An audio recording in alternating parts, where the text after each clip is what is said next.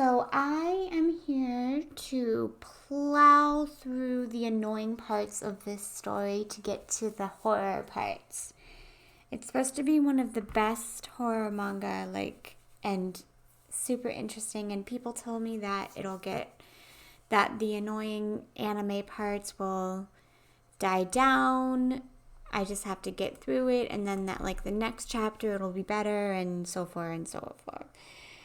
And I just had I've been watching a lot of Japanese horror movies, and I just really want to read this. So I'm going to plow through the annoying parts, and we're going to continue. Last time, hold on, I want to make sure I have my water.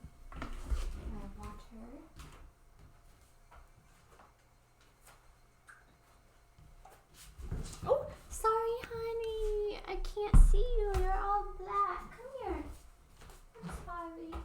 I'm sorry. I'm sorry. I'm sorry, baby. Yeah. Okay.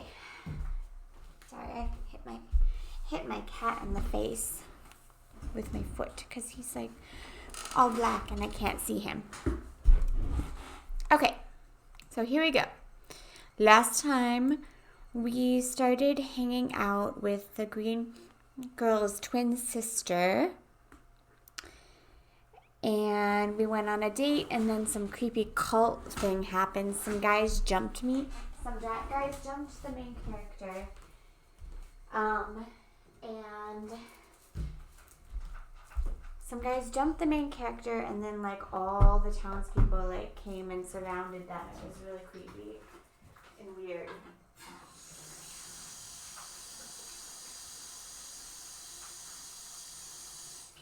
And drove them off. And I believe that's pretty much basically everything that happened, and all the other was bull crap. The club games, as you were. Nothing's gonna happen until we get to the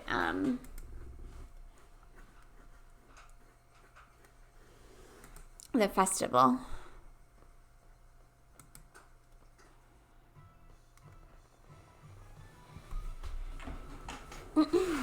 How tragic. Hold on, I gotta get my voices again. It seems that little Miss Waitress here will have to wipey it up from the bottom of her heart.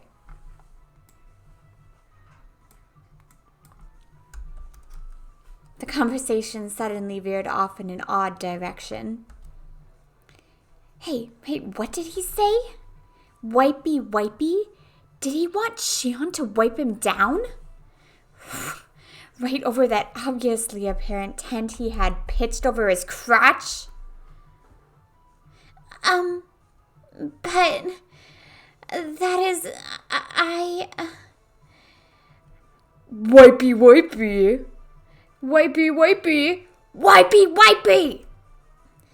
The wipey chant quickly spread throughout the room. Totally cornered, Shion went pale. She looked over to a more experienced waitress for help, but was only met with head shaking out of pity. Sonozaki-san was tripped. Customers who do that purposely to get their clothes dirty have been on the rise lately.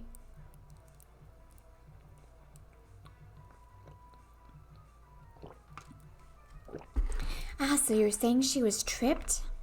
Then what just happened now wasn't an accident? It was on purpose? The regular girls are careful about it, so they definitely won't end up like that. But Sonozaki-san is only a seasonal hire, so she had her guard down. The customers today could easily pick up on that, so she's been targeted since this morning. What's the manager doing? He should just kick those thugs out. We're in the service industry, so there's not much we can do about it. She laughed as she said that in a resigned tone. Shion trembled uncontrollably with the dishcloth in her hands as she turned bright red. The man who had been doused in frosting splayed out on the bench, putting the cream-covered tent over his crotch on full display. Still mentally unprepared, her trembling hand inched forward, goading on by onlookers. Come, come, come. Is it the time for the wipey? From the male point of view, it might have been a ridiculous spectacle I could just smile wryly at, but from a woman's point of view, this was obviously pure humiliation.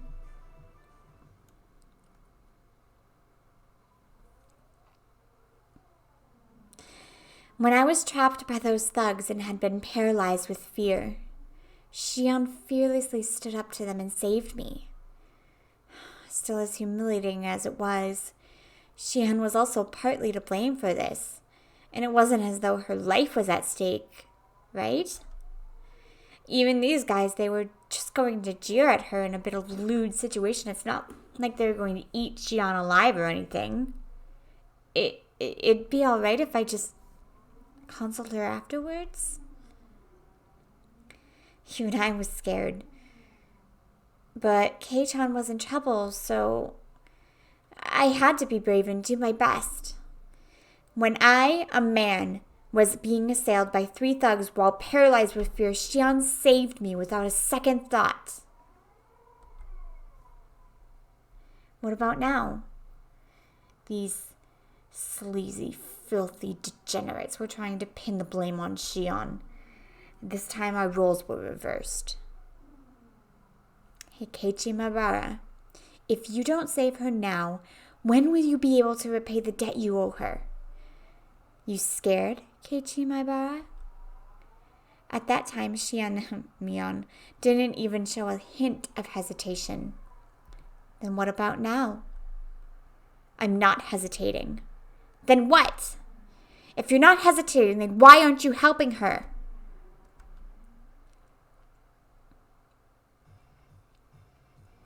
Now resign yourself to your fate.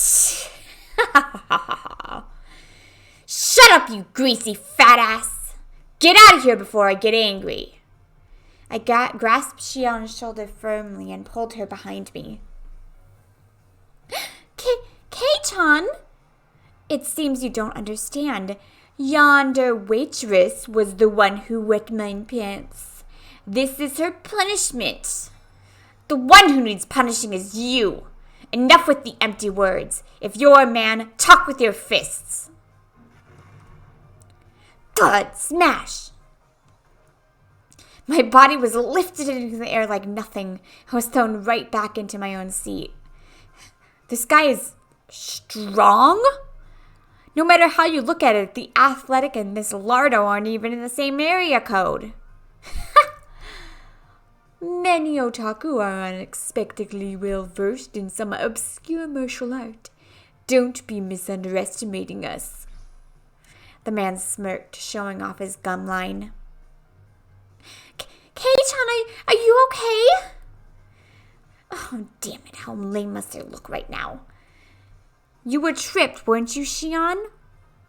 They're the ones in the wrong here, so don't let them take advantage of you. Well, that may be, but it was still my fault. One more time. Let's do it! Snap, thud, crash. Don't you go thinking that this is enough to make me give up. One more time. Ho ho, you're all talk. I'm not done yet. Rise, my will to fight. Meow. Not just fighting, I planted every one of my steps firmly as I closed the distance to that lard ball. Each time I ripped my foot off the floor, I could feel my burning spirit flare up from the point of impact. Everything slowed down, like I was walking underwater. As I stepped forward in that vicious flow of time, I calmly measured the gap between us. With our difference in height, reach was my ultimate advantage. There was an ever so tiny distance between us where only my punch would be able to reach. I unleashed my iron fist of righteous anger, but it flew towards his face slowly, like I was punching underwater. Reacting to that with a smirk on his face, the fatso easily slipped inside my punch.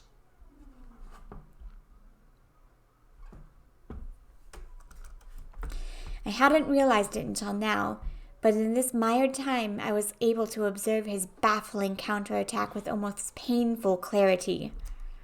His arms slowly swung around in a large windmill motion, wrapped around my whiffed punch, and descended into an arc. That arm swung around like the arms of a clock, and came into contact with my head, twisting my upper body around. Dragging my head along, he followed through with another rotation. This time, he rotated his entire body like a top, followed by another rotation. Combining defense and offense, it was a brilliant counter. That's right. 3 times. I was thrown after 3 rotations, I think. In this vicious region of time, I was unable to struggle, and I could only wait dumbstruck until the moment I was thrown. The moment I was, that sluggish, temporal anomaly abruptly ended.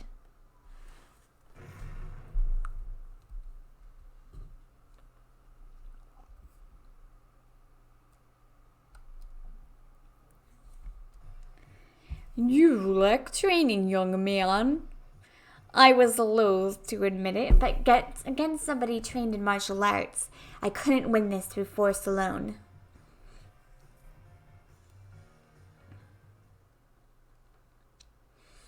After my consciousness faded in a wave of dizziness, when I came to, I was lying down in my own seat.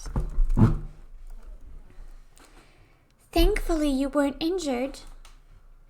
The more experienced waitress from before wiped the sweat from my brow with a towel. While she was doing that, a red-faced and teary-eyed Shion trudged over. Are you okay? Doing that all for my sake. I'm sorry. I'm sorry, too. I wasn't much help. I've never won a fight before. No. You just trying to help me made me happy. I'm not joking. It's just that I was thinking that it was lucky Kay came here today.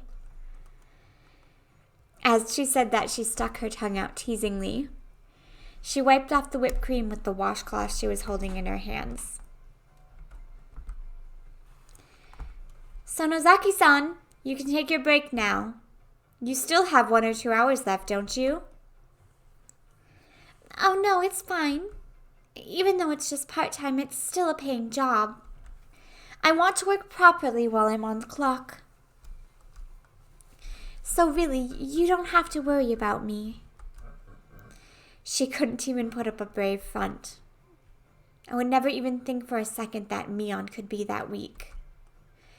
This was Shion, and she had been harassed by some unreasonable riffraff. That was reality. Kay, don't mind me. Please, eat as much as dessert as you can. When you're done, we'll have you fill out a survey. Well then, I've got to get back to the floor. After some consoling words and a sympathetic smile to Shion, the other waitress started to head back to work. That's where I stopped her. Excuse me, could I borrow your phone? The phone? It's by the register. I'll show you where. I pulled a 10 yen only. Nice. 10 yen coin from my wallet. This wasn't about saving face. My being a worthless coward was an unchangeable fact. But I could just cry myself to sleep about that later tonight. Now was not the time for tears. I had to fight. If I recall, 1 ticket is good for up to 4 people, right? Is it alright if I call over 3 more people? Yes, that's fine. For the time being, I'll write them down on the guest list. Could I have their names? I turned around and glared at the greasy hooligan who'd subjected Shion to that humiliation.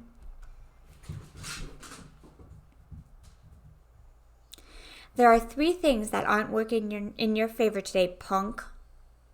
The first is that I owe Shion. The second is that I'm a man who's not afraid to throw away his pride to win. And the third is that we're the most powerful club members in history. Please add Reina Rigu, Satoko Hojo, Enrica Furude to the guest list. Understood. I'll do that. I'll have the best and most powerful club members join the fray. They can bring down 1,000 foes. You fat asses. Prepare to meet your maker.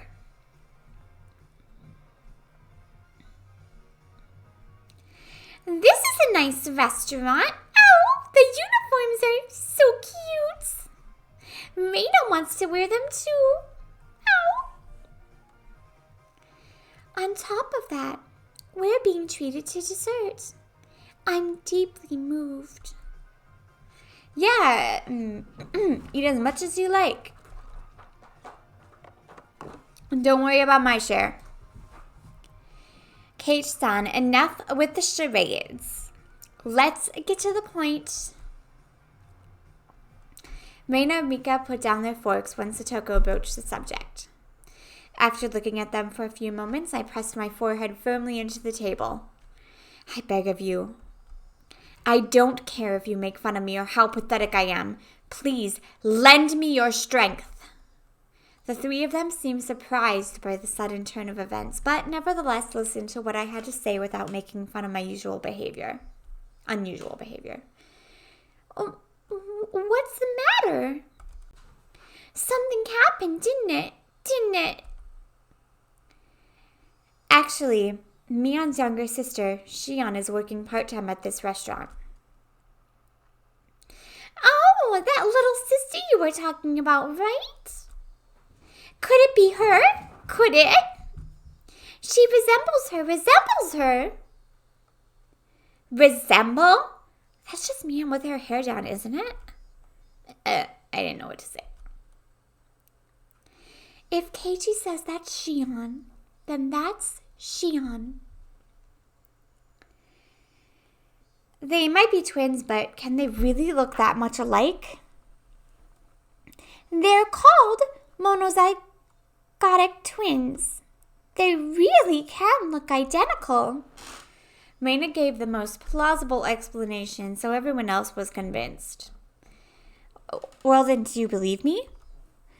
I'll get to the point then. I recounted everything that had just happened. How Shion was targeted, how she was antagonized by the customers, and the humiliation that was forced upon her. Also, how incredibly pathetic I was. I included everything without even trying to hide it. That's awful. Poor Shi-chan.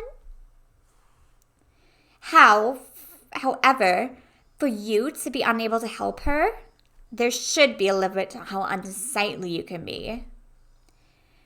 There's nothing I can say to that. Satoko-chan, to admit that you lost and seek help is a very difficult thing to do. Keiichi-kun chose us to help Shi-chan rather than save his pride. So pathetic. Reina's follow-up stung a bit, but I could only be thankful that she understood.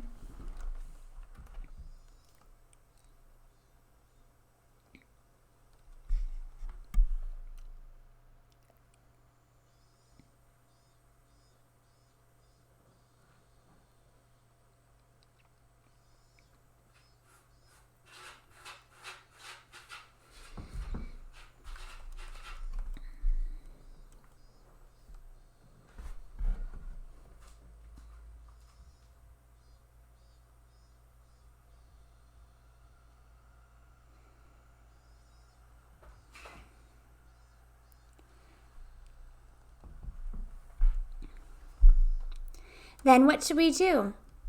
Her voice was monotone, but there was a hint of resolve in her words. I replied to Rika-chan's suggestive silence in kind with my own quiet resolve. Well, I thought it would be something like that. It is a bit much for Keiichi-san to handle alone. Huh, then you'll help? Of course, Keiichi-kun. We'll help anybody who's being bullied. I remembered when I was cornered by those thugs, what Shion had said about that strong feeling of solidarity in Hinamizawa was really beginning to hit home. However, Keiichi Maibara, now is not the time to get choked up with the tears of gratitude. Now is the time to fight. Sorry, I owe you one. You tried your best, but didn't stand a chance alone. How sad, how sad. Rika-chan gently patted my head for me. But there was no mindless pity in the palm of that hand. It was overflowing with the strong, dependable feeling of leave the rest to us.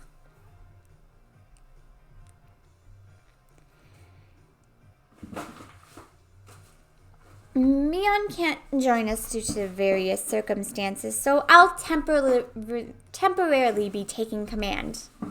Our strategy will revolve around Shion's defense and the extermination of the enemy's combat capability. Who's the enemy? Are there a lot of them? From this point forward, anybody who messes with Shion will be considered an enemy combatant. There are no rules of engagement. Compensation will be the dessert you just ate. Any questions? Everybody had already entered club mode, their eyes peering at the riffraff, clamoring around inside the restaurant like predators stalking their prey from the darkness. Rika-chan held up her hand. What is it, Rika? Do we have to show mercy? Of course we don't have to. We have no need to show mercy to that rabble that would dare lay a finger on Mion's little sister. Then it's okay, Keiichi. Rika was serious. She was really ready to murder somebody. Oh, I'm counting on you, Rika.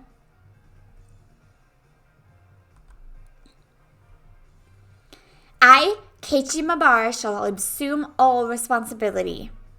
Rout them! Alrighty. Reina's going to do her best too. Sorry, please do. Keiichi, you don't have to be so tense. Well, just wait and see. By the time you finish that parfait, we'll have finished cleaning up too. Well then, everyone, let's give it our all. Go for it. Yay!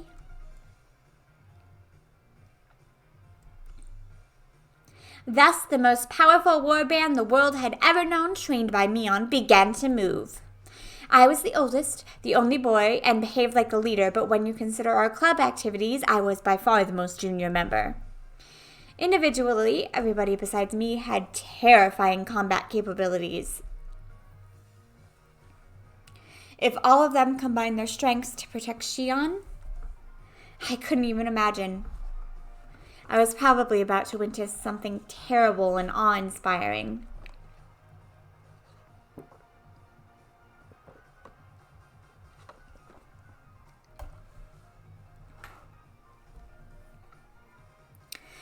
Sonozaki-san, 5 deluxe parfaits for table 7. Oh, sure thing. Shion carried the order over to the tables. For Shion to carry all 5 parfaits without wobbling took so much effort that she didn't have the breathing room to pay attention to her feet.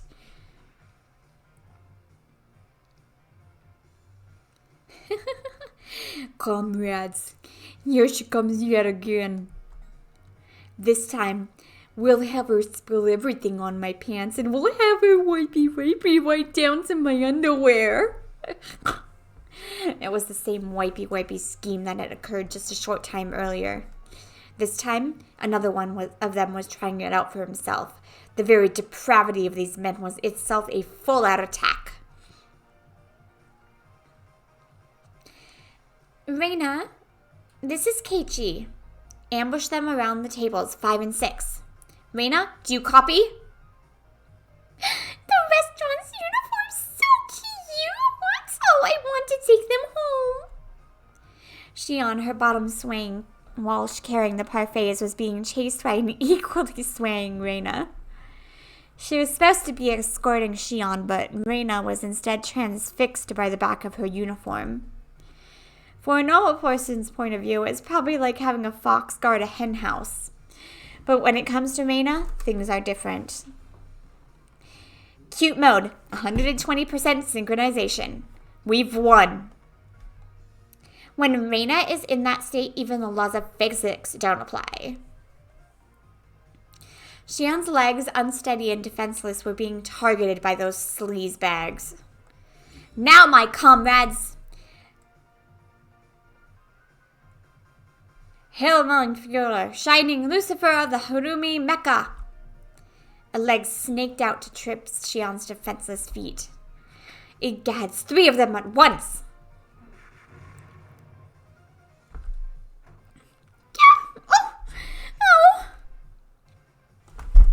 It happened in an instant.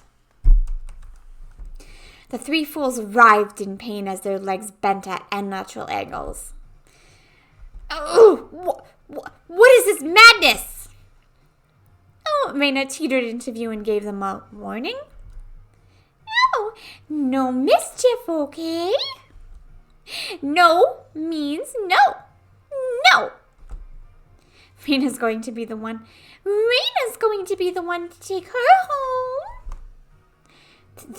This girl, what with the strange technique?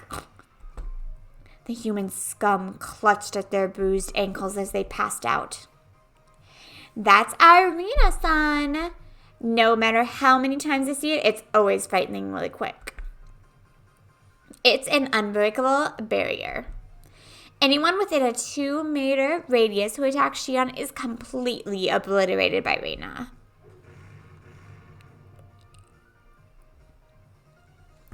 As Shion was making her rounds through the restaurant, there were people here and there collapsing with welts on their legs or hands.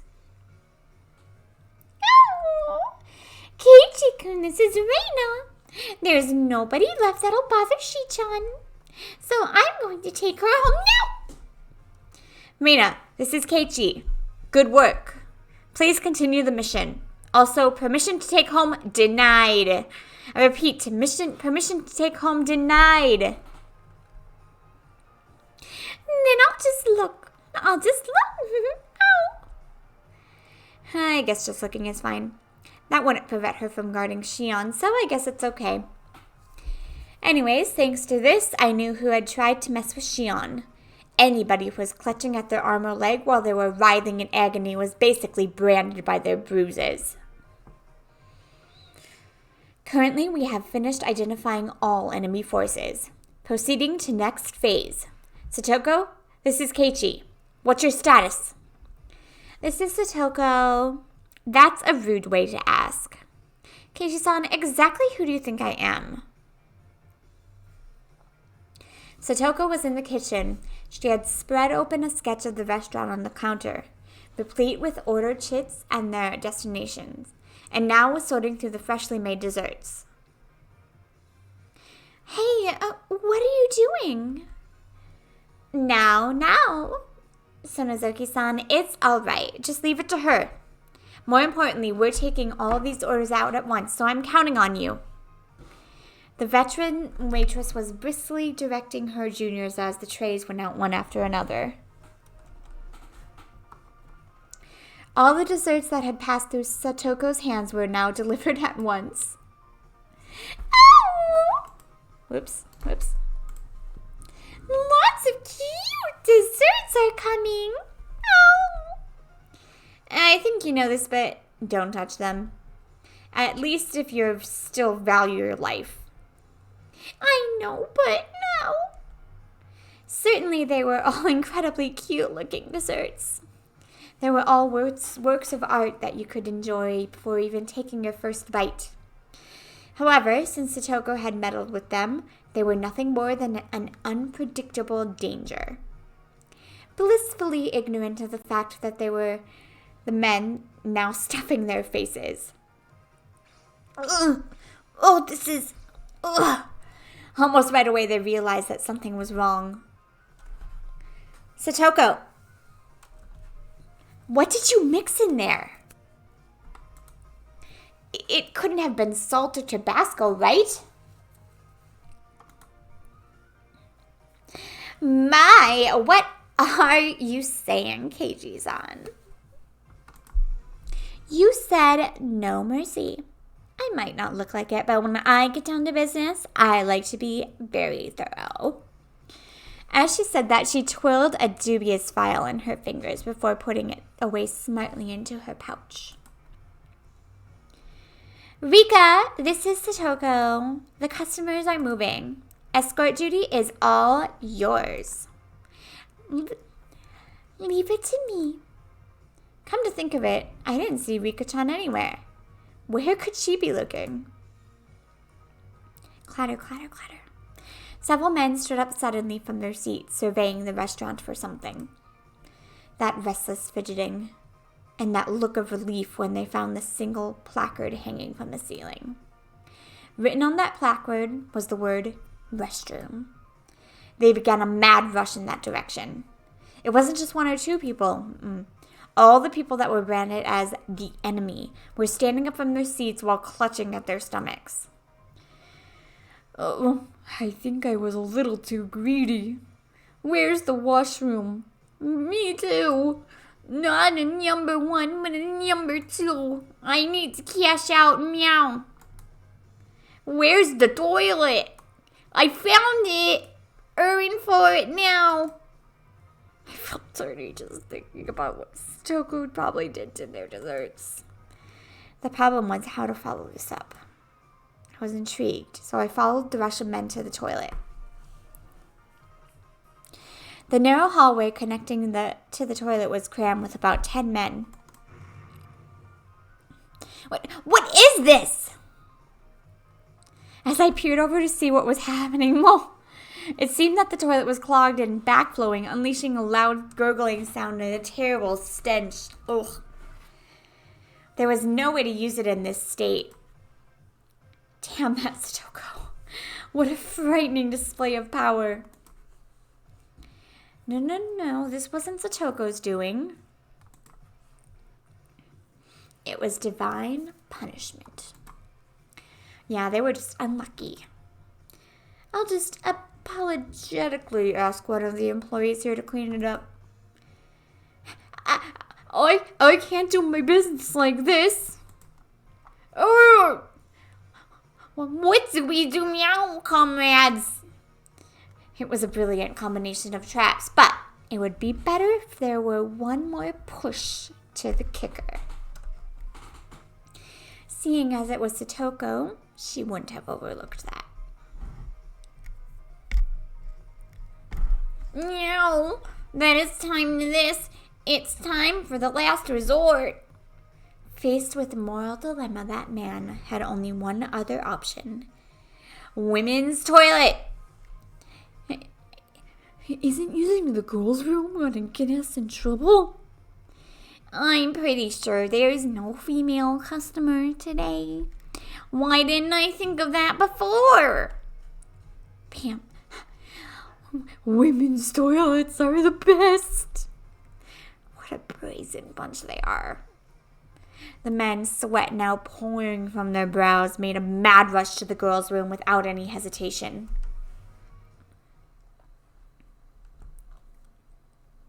Me? No! There was a girl there. It was Rika. The men stood there, frozen in various complicated poses indicating their surprise. Rika also seemed dumbfounded by the sudden turn of events, but the look on her face was strangely perfect. This was all part of the plan as well. You sly dog, Rika. I should never underestimate you. This is you see, mademoiselle. Me? The men's room is a bit. The men's room is a bit dangerous at the moment, so we just wanted to borrow the toilet here right now. Meow? Me? But I guess it's not right after all, right, my comrades? Just by having a girl standing there in the restroom, I never knew it could put such an overwhelming barrier. There was no way anybody could be brave enough to lift Rika-chan out of the way to try and do their business. This was the most they could do after all. If it were a man in full club mode, for example, someone like me, they would plow through Rika without a second thought. Now what are you going to do, you fat asses? The price for tormenting Shion still hasn't been paid. If you're in trouble, I can help you. That would be much appreciated. How would you do that? You can use one of the toilets outside. I'll show you to them. That would be perfect. Please. At this rate, it'll end up being coming group and Nima Parade. Rika-chan, with a pleasant smile on her face, guided them with a casual stride in her step. In this race against time, her slow pace was sadistic torture. Mademoiselle, is this toilet far from here? We'll get there soon. Obeying Rika-chan's directions, they were about to leave the restaurant. Keiichi, finish it! Give him hell! Yeah, leave it to me. I spread my arms out and blocked them as they tried to leave the restaurant. What is the meaning of this? We're at DEFCON 1 here. Listen up, you tubs of lard. You know what happens if you set even 1 foot outside the store, right? What's the meaning of this preposterous statement? Look, it's written right here on the ticket. Not valid for re-entry, see? You're free to use any toilet you want. But the moment you step outside that door, you can't come back. Boom! You remember this? I don't want to guide anybody who says scary things like that. Everybody panicked as Rika began to turn back. They could only figuratively and literally fall in line. All the waitress also lined up to see them off. Thank you very much for coming. We shall return. The bell rang painfully as the door shut behind them. How pathetic. Too easy. We did it! Yay! Reina and Satoko clapped their hands together.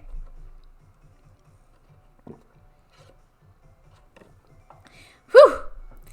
Man, I can't hold a candle to those guys by myself, but when we get the group together, we send them packing like a herd of cattle. With opponents this week, any of us could take them on by ourselves. Keiichi, you need to up your game. I was loath to admit it, but Satoko was right. Damn it. One day I'll be strong enough to be worthy to stand alongside them. But I'm really glad we were able to protect Mi-chan's little sister. Now there's none of those bad people who are pulling pranks left. You're blessed to have such wonderful friends, Zaki-san. The veteran waitress was also smiling. After the herd was sent packing, it had calmed down completely inside the restaurant. Shion was flustered as she glanced between us and the now empty seats. You did that? For me? I mean... Shion's expression was somewhere between happy and guilt-ridden. Her face had turned slightly red as she ran into the kitchen. Oh, Shi-chan is cute! They really are twins! Oh. Given Shion's personality, there's no way she'd thank us directly.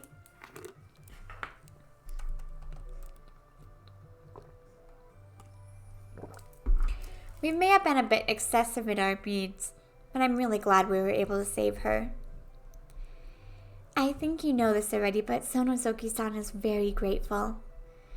As a representative of the floor staff here, I also extend my gratitude.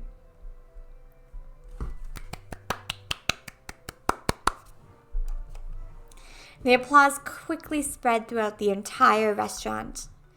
Not only the other waitresses, but the customers that were genuinely there to enjoy the desserts. Everyone was lauding our efforts.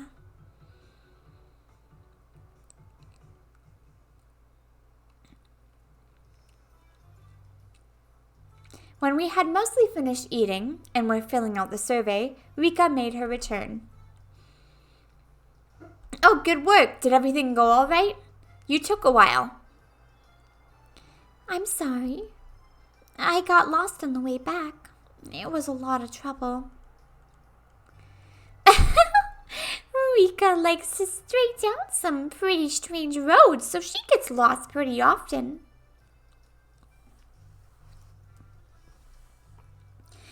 How did she get lost just guiding people to a nearby toilet? Everybody has their strengths and weaknesses. Rika had a lot of strong points that more than make up for that. I can see that. That expression in the girls' room. You're quite the thespian. Keiichi was being horrible. He was thinking, if I were in their shoes, I'd just run her over and rush into the bathroom. What? Did what I was thinking show up on my face again? Keiichi was a pervert. No, I mean, ugh!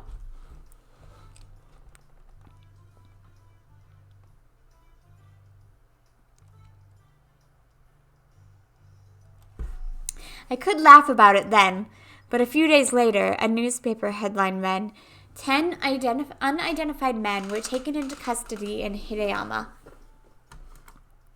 The men claimed they had traveled from Shishibone City by foot to find a toilet, but the spot they were taken into custody was XX kilometers away from Shishibone. When I read that article, I realized how terrifying Rika really was.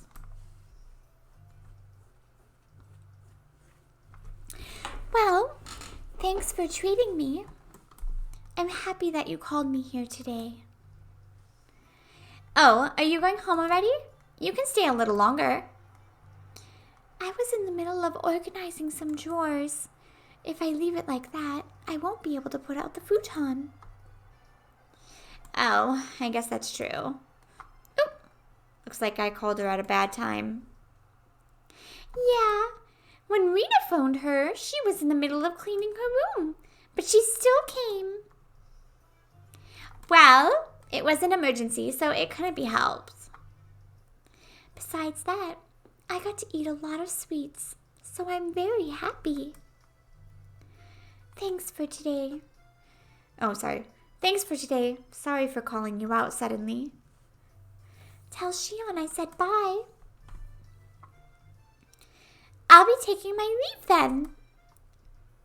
Reina-san, please take your time. I'm not sure who's talking. Yeah, I will. Later.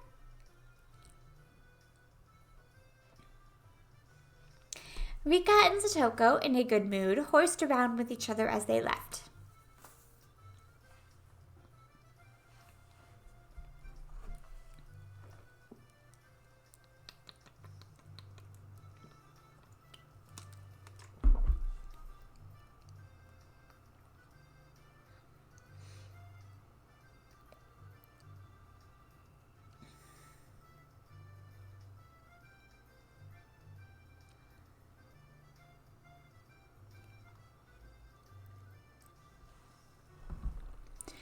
While Reina and I were having a discussion about the dessert we just ate, Shion arrived with some coffee.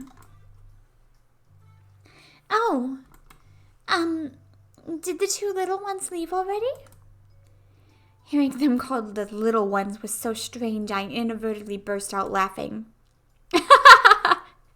Apparently they were in the middle of cleaning, so they went home. Shion had brought enough coffee for 4 people. I heard from my senior. It seems that you went through a lot of trouble for my sake. It was no trouble at all. None other than Shi-chan was in a pinch after all. Oh, is it all right if I call you Shi-chan? It matches with me-chan, so I thought it'd be cute. Whatever you want. Xian seemed a bit hesitant when Reina started talking to her. Reina is pretty sharp about some things, so Xian would probably be worried that Reina would find out she was Mion after talking like this. Xian said she had to have work soon and hurried off back to the kitchen, leaving behind coffee for just the two of us. She was a bit upset with Reina. Maybe she thought I was being too friendly, huh? She's just embarrassed. Still, they really do look the same. Instead of twins, it's like there's another Mi-chan. They look the same, but the atmosphere around them, or rather their insides, are completely different. I think those types of twins are pretty interesting, though. You think that, Keiichi-kun? I think they're identical on the inside, too. It somehow became silent. Reina was just staring at the pattern the milk made on the surface of her coffee without saying a word. For someone like me, who could never stop talking, it was a rather uncomfortable moment. Reina's off-put mannerisms seemed to imply I had said something I shouldn't have. That unpleasantness carried on for a little while. Reina? You said it today, right? That Mion was hurting? Did I say something like that? Don't play dumb with me. You definitely said it on the way home from school. Reina answered by laughing while continuing to play dumb, questioning if she said that. As thick-headed as I was, I had a faint realization. Reina wanted to say that I was the one who hurt Mion. But when? Me? Hypothetically, if something like that happened, it's not something I did out of malice. I continued the conversation, but left out the assumption that I had hurt Mion. Yeah, I think that's true. I don't think Keiichi-kun had any bad intentions. Reina replied, also leaving out the assumption that I had hurt Mion, but that confirmed it. I don't know what happened, but it seemed I had hurt Mion, and Reina was upset with me due to the fact I hadn't realized it. I don't want you to misunderstand. It's not like Reina's mad at you. Seeing right through what I was thinking, Reina said that as she smiled even more gently than usual. It's just that, how do I say this? It's hard. If I made a mistake, please say it clearly. I'm so thick-headed, I disgust myself. If there's something I should apologize for, then I'd want to know even a little quicker so I can make up for it. I don't think that Keiichi made a mistake. Depending on how you look at it, Mi-chan might be the one who's being unfair. Taking the stance of the girl, that girl was the one being unfair, might be unfair itself. What Reina said was draped in mystery, and I had no idea what she meant. The only thing I got out of it was that I had said or done something to inadvertently hurt Mion. I'm begging you, Reina. Mion is one of my best friends. I don't want to leave something between us that could cause problems later on. So tell me, how did I hurt her?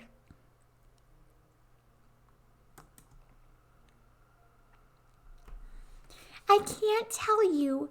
You need to realize something like this for yourself.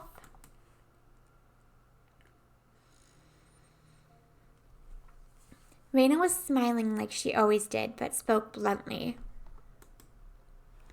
The fact that she had this strength of will surprised me for a moment. I'm asking you because I can't figure it out, you know? My tone had unintentionally become harsh. Maina was also surprised for a moment, but quickly returned to her flat demeanor. Well then, I guess a hint is just fine. This is special, okay? Sorry. Please? I'll think about this seriously. Maina looked around the restaurant, searching for Shion. Shion was working enthusiastically, but without confidence as usual. Shi-chan, if she ties her hair up, it's impossible to tell apart from Mi-chan, right? Yeah, that's true. So if Mi-chan let down her hair, would she be impossible to tell apart from Shi-chan? Probably. But what does that have to do with anything? What if that her being the younger twin was a lie? That she was just Mi-chan pretending to be her sister? What would you think? Maina was sharper than her daily behavior belied. I was hesitant in verbally affirming that, but it was the right answer.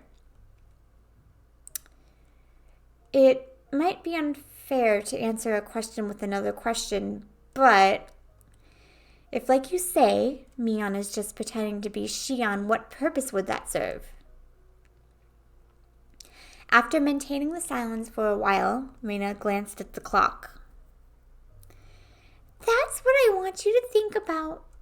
That was maybe too much of a hint, huh? After thanking me for the dessert, Maina stood up from her seat. Sorry, I was asked to buy a few things, so it's about time I left. Is it okay with you if I tell Shion I'm sorry I didn't say goodbye? Yeah, I'll tell her. Sorry. Huh? That Rena is so short-tempered. Sorry for getting angry. Keiichi-kun isn't the only one at fault here.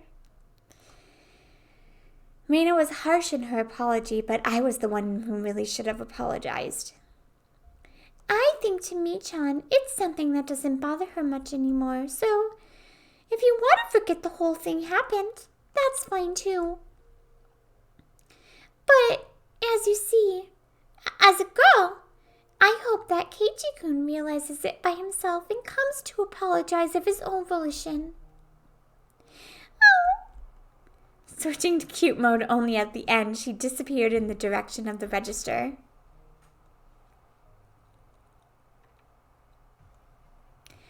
While I was staring into space, somebody suddenly tapped me on the shoulder. Sorry to keep you waiting. I'm finally done. It was Shion who changed to her street clothes. She flashed a smile when greeting me. Thank you so much for today. Everything was delicious. We were all really happy with it. Oh no, don't mention it. But I'm glad everybody had fun. Huh? That girl was just here as left as well? She had some shopping to do. She said she was sorry for leaving without saying anything. I see. Well then, should we leave as well? Even though I'm off duty, I'm still nervous about the workplace. We ended up strolling around without any destination in particular. I had been sitting there the entire time, so I was in need of breath of fresh air.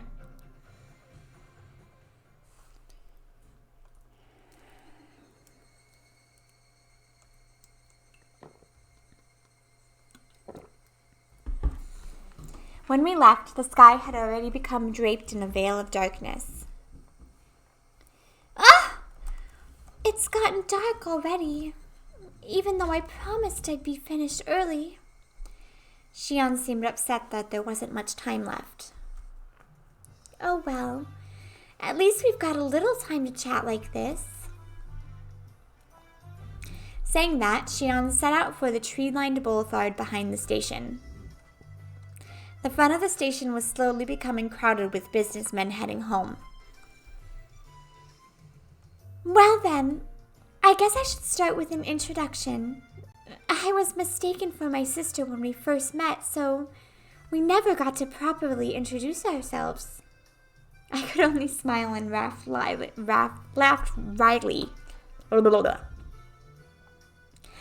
My name is Shion Sonozaki.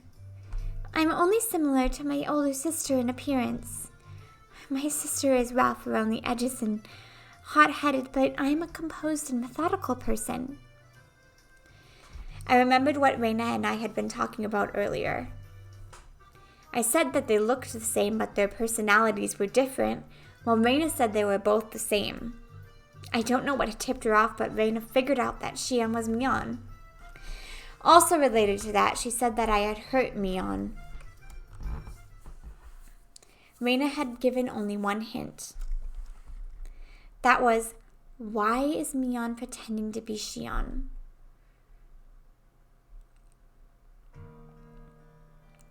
Shion, what did you hear about me from Mion? My sister seems to have taken a liking to you. She talks about you quite a bit.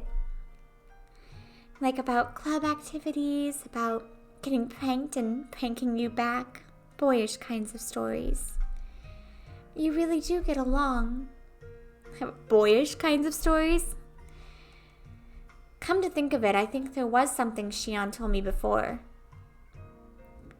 Kay, you don't think of my sister as a girl, do you? Was that what happened that hurt Mion? Mion herself said that she wished she'd be born a boy and that being a girl didn't suit her. She said a lot of things to that effect, didn't she? Kay, you look like you're having fun. That's not true. Even though you're bad at hiding things, you sure like to lie, don't you? Still, I don't hate you for it. Saying that, she lightly chopped my forehead. Even though Shion was enjoying herself, I was still trying to figure out how I had to hurt Mion. I was having a hard time figuring out the riddle that Reina had left me with.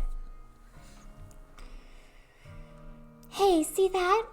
Don't you think it's pretty? You think even a guy would find it pretty? Yeah, it is pretty. Shion was having fun window shopping, dragging me along. It wasn't like she was begging me to buy her anything, and I wasn't getting bored either. It was just something to talk about as we walked around. In an easygoing way, we browsed through the numerous stores. We discussed all sorts of topics I knew nothing about, but I didn't lose interest. I had the feeling she was good at conversation. Kay, is this your first time doing this kind of thing? Yeah, it is. If somebody didn't bring me to these accessory shops, I don't think I'd set foot one in my entire life. Not that. I meant more like this. But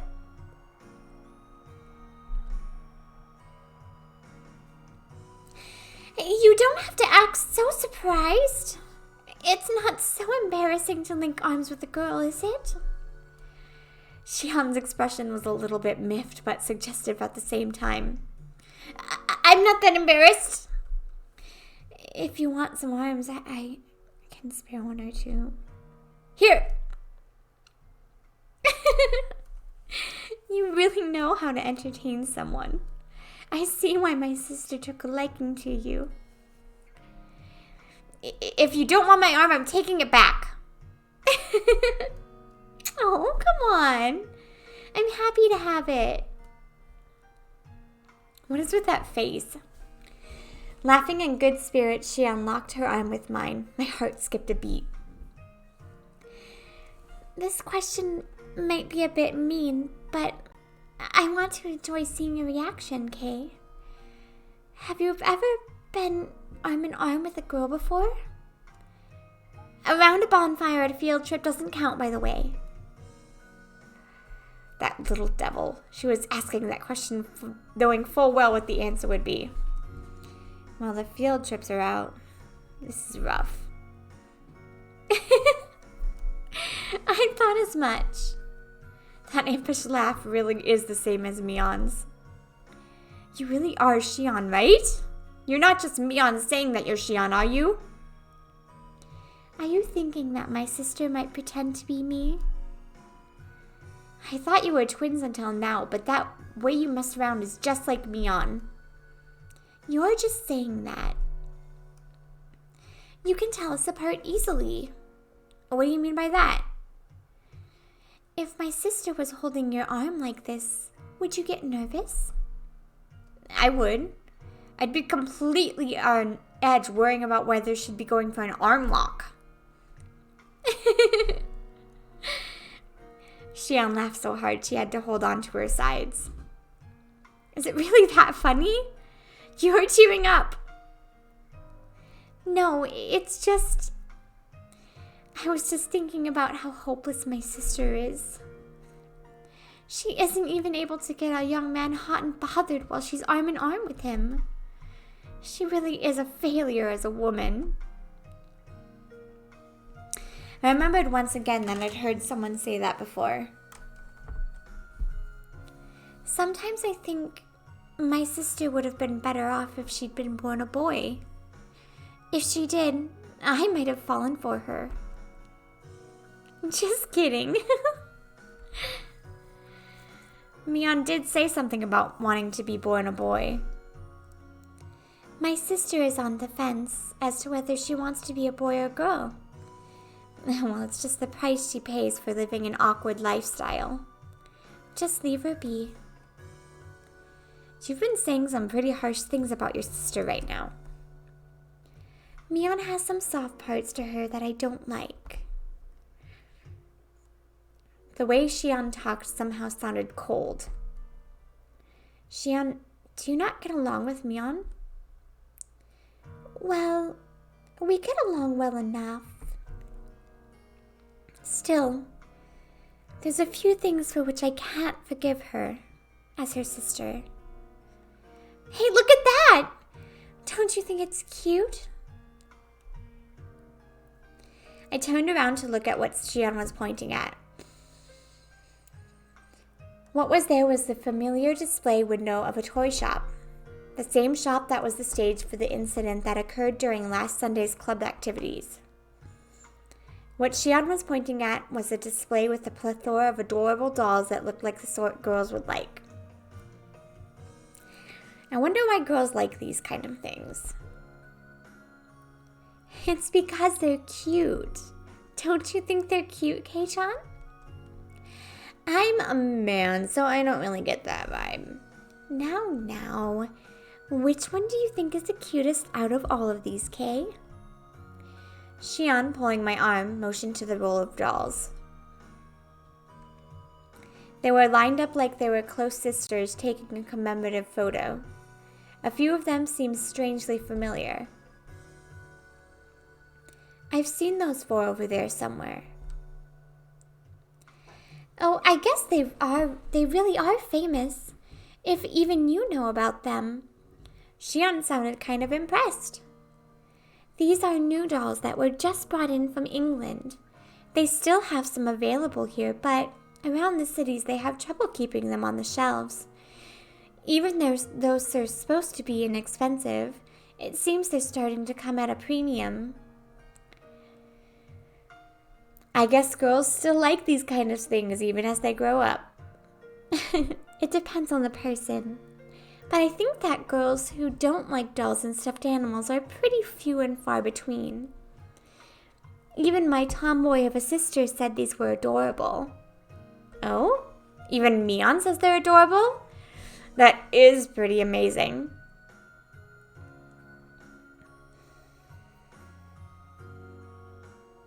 That's right. I just remembered. The store owner gave this one to us after Sunday's event. Except for Mion, who was a relative, everybody had gotten something. I really do think that one's the best. That frilly dress really gives it something. That's it.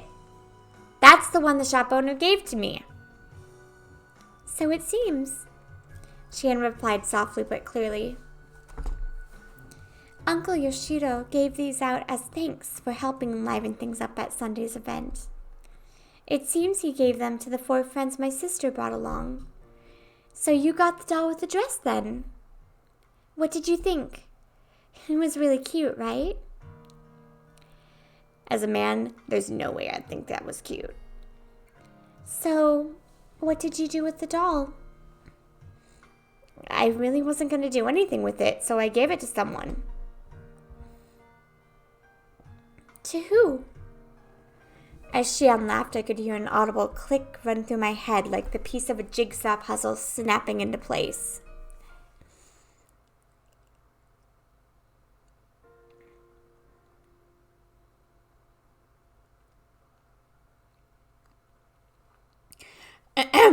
Thank you very much for today, everybody. You made the event turn out great. It's not much, but here's something extra for today. Ah, Uncle Yoshiro!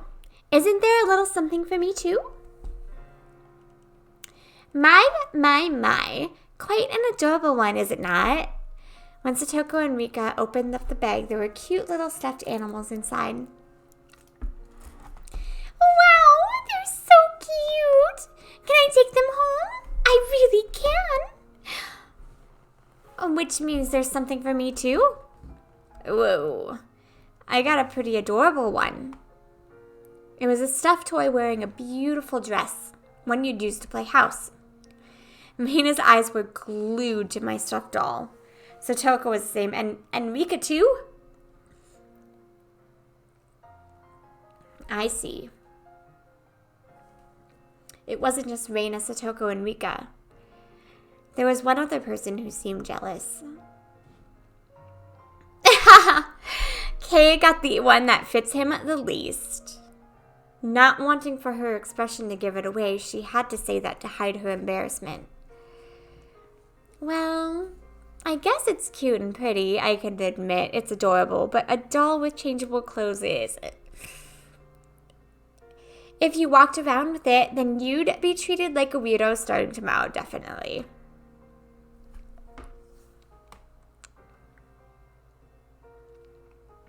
Mion's usual teasing way of talking. I looked around to see who I should give the doll to. Mion was right in front of me. Mion was the only one who hadn't received a present, so I thought about giving it to her, but I didn't.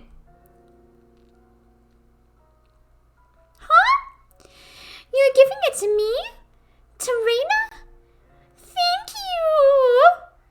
Turning away from Mion's covetous gaze, I gave the doll to Reina. Mion's smile bore into my back. There was in no way I couldn't have noticed. Why did I not give it to Mion? Since Mion was the only one who didn't get anything, wouldn't it have just been standard practice to give it to her? At that time, I had noticed that something was wrong. That's why I said it. Just protecting myself. If I didn't give it to Reina, then walking the streets at night would be scary. No doubt, no doubt.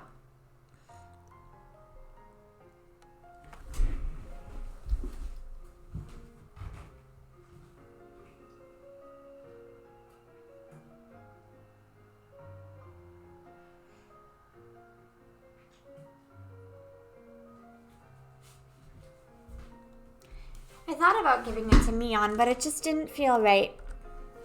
Something dark flickered briefly in Mion's eyes, but at the time I didn't notice it. I had thought to give it to Mion. Why didn't I? You know it. I sometimes wonder why I wasn't born a boy. Mion herself had said that with a laugh, so I didn't realize that I had hurt her.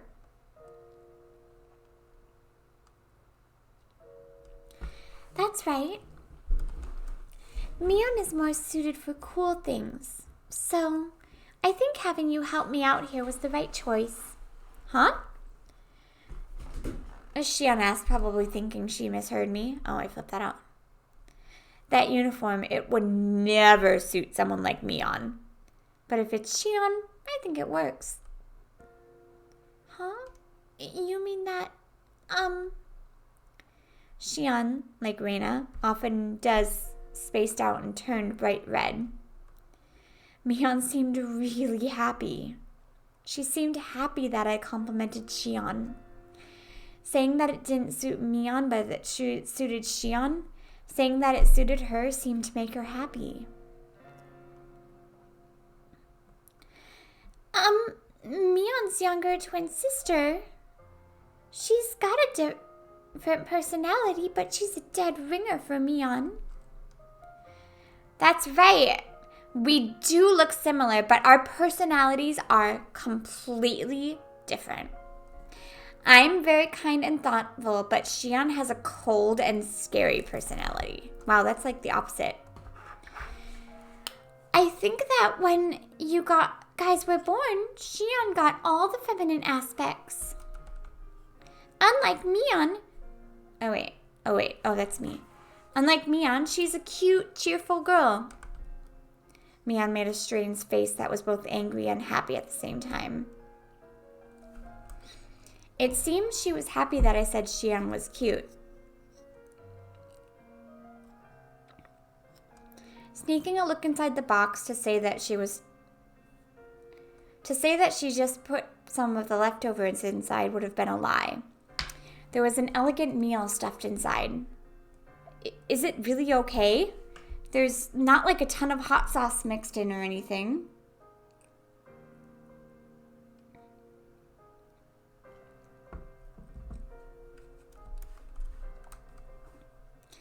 Jeez, I'm not my sister. I wouldn't do that kind of thing. If you don't like it, you don't have to force yourself. I'll just go home and eat it myself. I'm not my sister. That was how she said it. Shion was insistent that she wasn't Mion. She was saying that she was Shion and that I shouldn't think her as Mion. Blah, blah. When Mion was Shion, it carried a special meaning.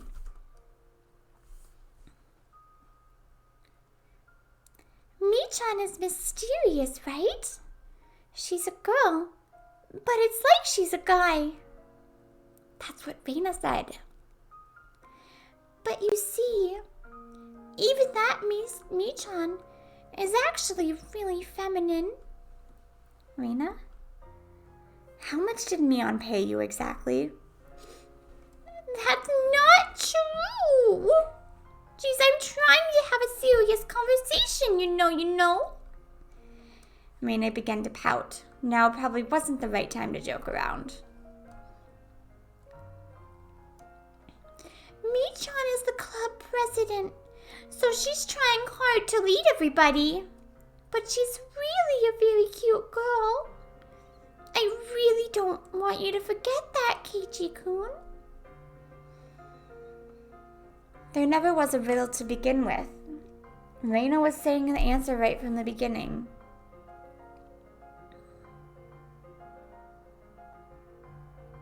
So then I don't know what's going on anymore. Yeah. I know Kei-chan didn't mean anything wrong. At least he didn't intend to. Keiichi-kun isn't the type of person to hurt others. So there's no reason to feel hurt by this Mi-chan. Then what was it? Frustration? Sadness? I don't know at all. Did you want it? The doll, I mean. Even if you gave it to me, Reina, that wouldn't solve anything. You're right. How about this, Mi-chan? Try asking Keiichi-kun. You might be able to solve the problem if you tackle it head on. There's no way I could do that. Is it too embarrassing to do that now? I want to try again as somebody other than Mion. This time I can be more honest with myself. don't get me wrong, I'm pretty fond of the relationship I have with Kay. This might be selfish, but one more time. Keiji-kun will definitely notice. I wonder if that's true. Reina will cheer you on too. So let's find a way to ease your sadness. Believe me, I won't let anything happen that'll make you cry, Mi-chan. I'll believe.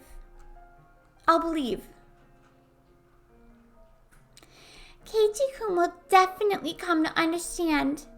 He'll say he's sorry for saying something so callous. Then he'll bring you to that store and buy that doll for you as a present. Yeah. And then, Mi-chan, you'll say thank you. You can't fool around. Say it honestly. Yeah.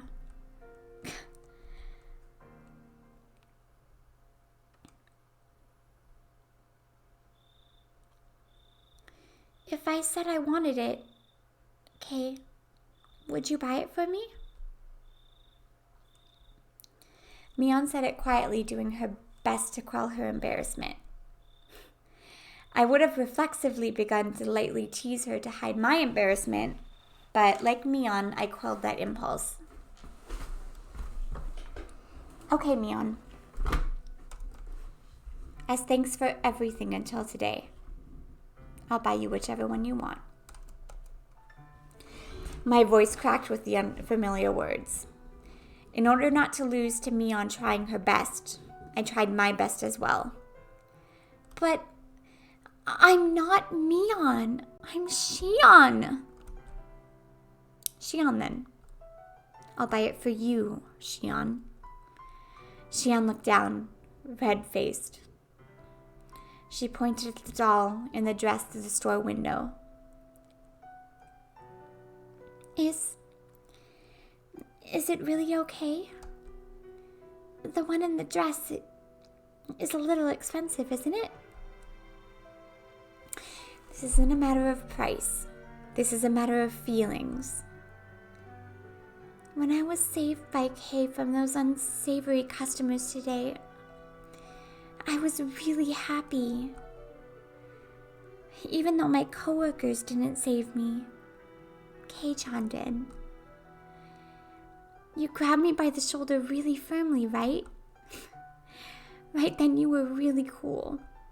Even then I was so embarrassed. I couldn't properly express my gratitude. I clamped my hair down on Shion's head and ruffled her hair roughly, like how I would to Reina and the others.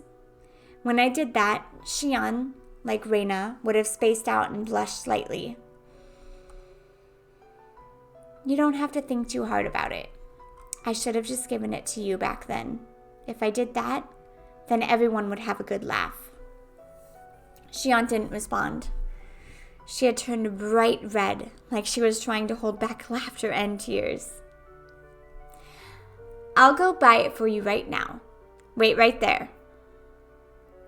I'll go with you. Saying that, she grabbed onto my arm once again. She wasn't trying to be stoic anymore. I think I know why my sister likes you. Hey, is it all right if I start to like you a bit too, Kay? The unfamiliar situation made my head start to spin. Whoa!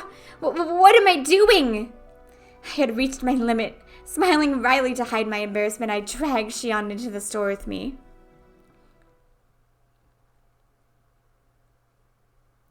Excuse me! I want to buy that doll in the dress that's in the window. After a moment, I heard a voice of acknowledgement, and an apron-clad employee soon appeared.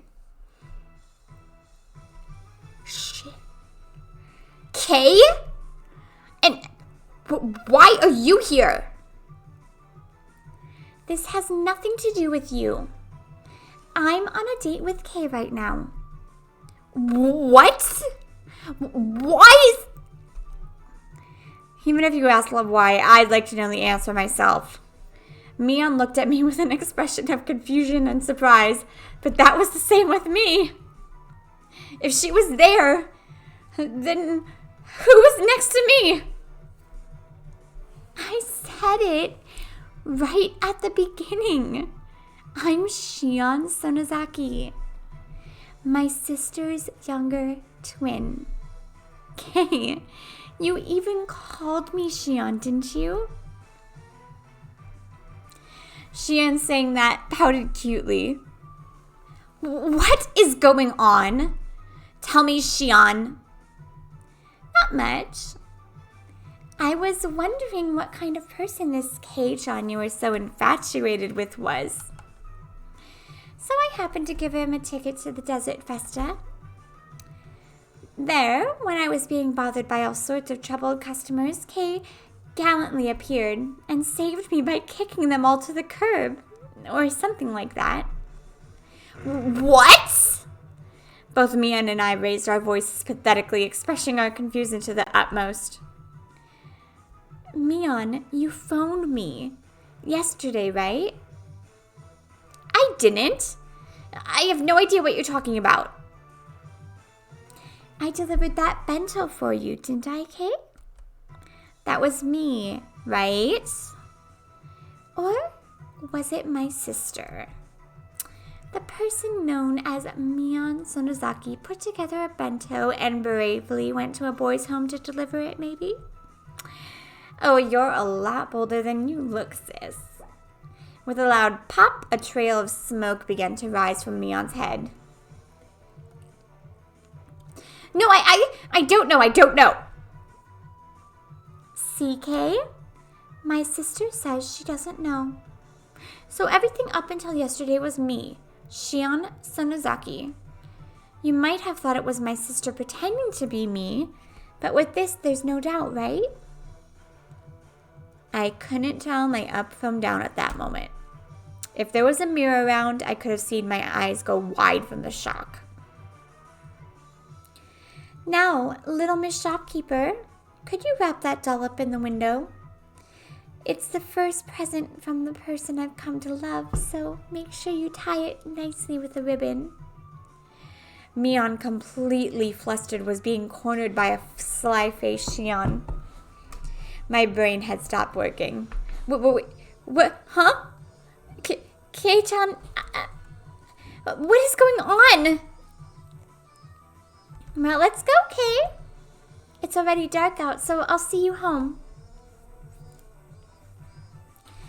Sis, sorry, but could you phone the car house in Okinomiya and have them send out a car? Maybe a van that we can fit a bike into, please. In contrast to Shion, who had glee written all over her face, Mion was an empty shell and looked like she could burst into tears at any moment. Okay. After that, Mion's grumblings were unrelenting. Hey, Luffy.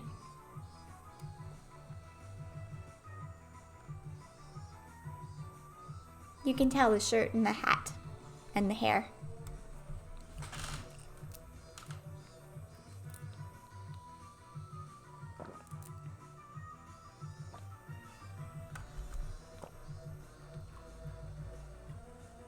Damn.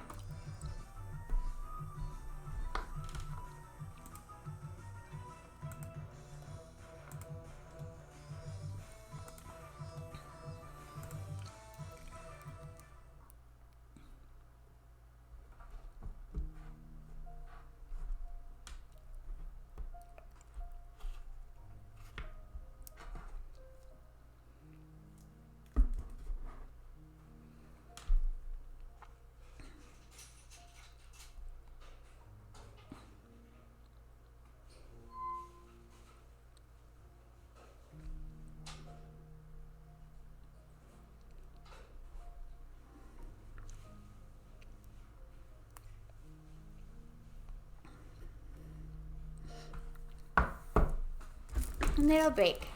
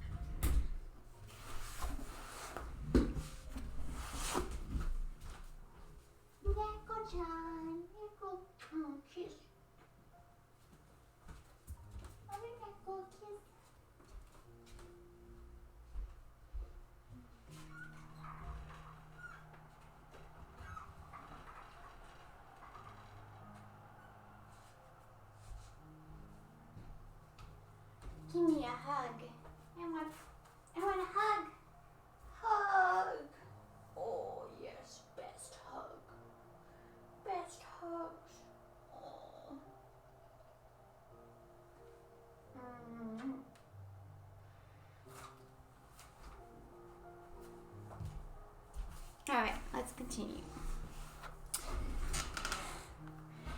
The next day,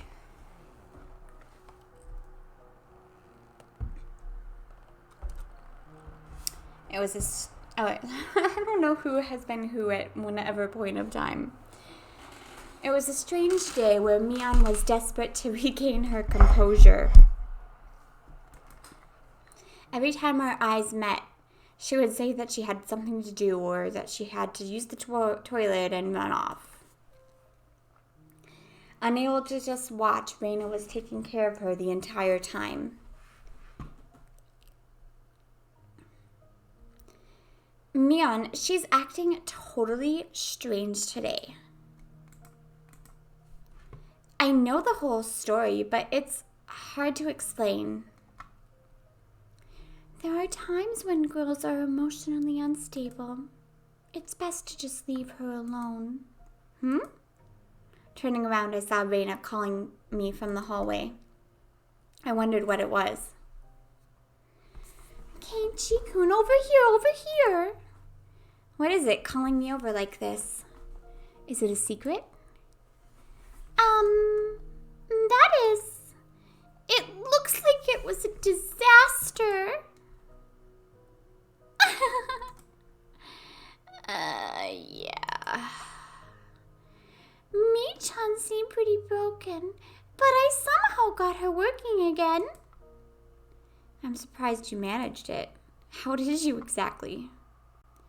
Same way I do with the television. Just come at it from a 45-degree angle and yeah! Saying that, she made a chopping motion. You know, I can't tell if you're joking or not, right?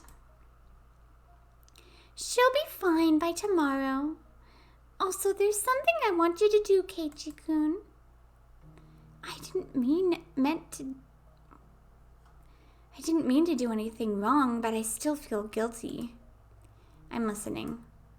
Thanks. You see, Mi-chan is just going to pretend the last few days never happened. Never happened, huh? I see. Well, that's one way to run from it. So you see, could you pretend to... Then Mi-chan can go back to normal.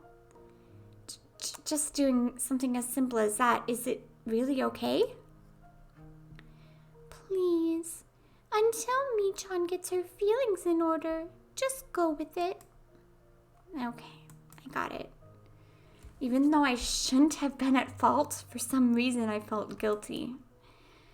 The one who felt at fault here was the one who knew about the entire situation and pretended to be Mion for an entire day. Shion. What? When did she do that? Exactly. You just assumed it. Ugh. But she never once said that she was Mion. Ugh. What am I supposed to be angry at? Seeing me stomping the ground impatiently, Reina giggled. But Keiichi, you knew as well that Mi-chan has some cute things about her. I prefer Shion, thank you. Reina talked in a calm voice as her hair rustled in the wind. Yeah, I know that she'll never let it be boring. Good. Following this curt reply, Reina looked up at the sky and stretched. As long as you realize that, Keiichi, these past few days will soon be nothing more than a story to laugh about. Copying Reina, I also began to stretch as I looked at the sky. This clear sky towered in the distance. There's no club activities or anything today. I'm sorry, but just for today, can you go home by yourself? It'll all be back to normal by tomorrow, so just for today, okay? If all it took for everything to go back to normal was to leave me on alone, then that was an easy decision to make. Got it. I can't say it directly to Mion, so I'll say it to you. I still feel kind of guilty about it, so I want to apologize. Oh no! The root of the problem was Keiichi-kun saying something insensitive, right? So if you learn anything from this, you need to look a bit into gaining a sense of delicacy. Right. I'll try. That day was the shortest day of my life. Raina was talking to Mian while accompanying her around the entire time. It looked like a really fun conversation, so I reflexively thought about joining in, but I had made a promise not to. It seemed that Mian was also trying her best to ignore me. So likewise, I did my best to ignore her. For the first time in a while, I ate lunch alone. Not hard when there's not very many people. Mian and Reina ate theirs by themselves. As I let out a sigh in my ashen mood, Rika-chan came over and patted me on the head. Both Keiichi and me learned a whole lot. I never say it like that. It made it sound like we were having romantic problems. I did not like that one bit. Hopefully the teacher wouldn't notice and call us to the staff room after school or something. I'm sure that Keiichi will grow up to be a wonderful adult. Pat, pat. Rika is the studious type, so maybe you'll grow up to be an amazingly wonderful adult. Of course. When I grow up, I'll be super amazing. When I grow up, I'll be an amazing lady, you know? No matter how old you get, you'll still be a brat. You can put money on it. What did you say? As Satoko snapped her fingers, a wash basin fell from above us, hitting me squarely in the head. Oh, here it goes.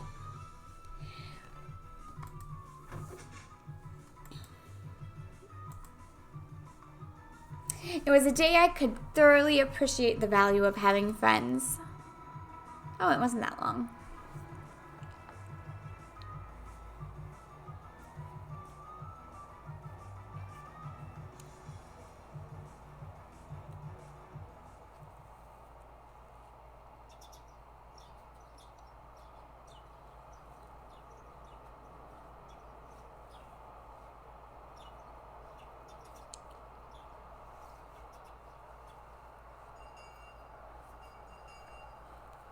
I don't know what I'm doing. I'm trying to Today was Saturday, so school ended in the blink of an eye.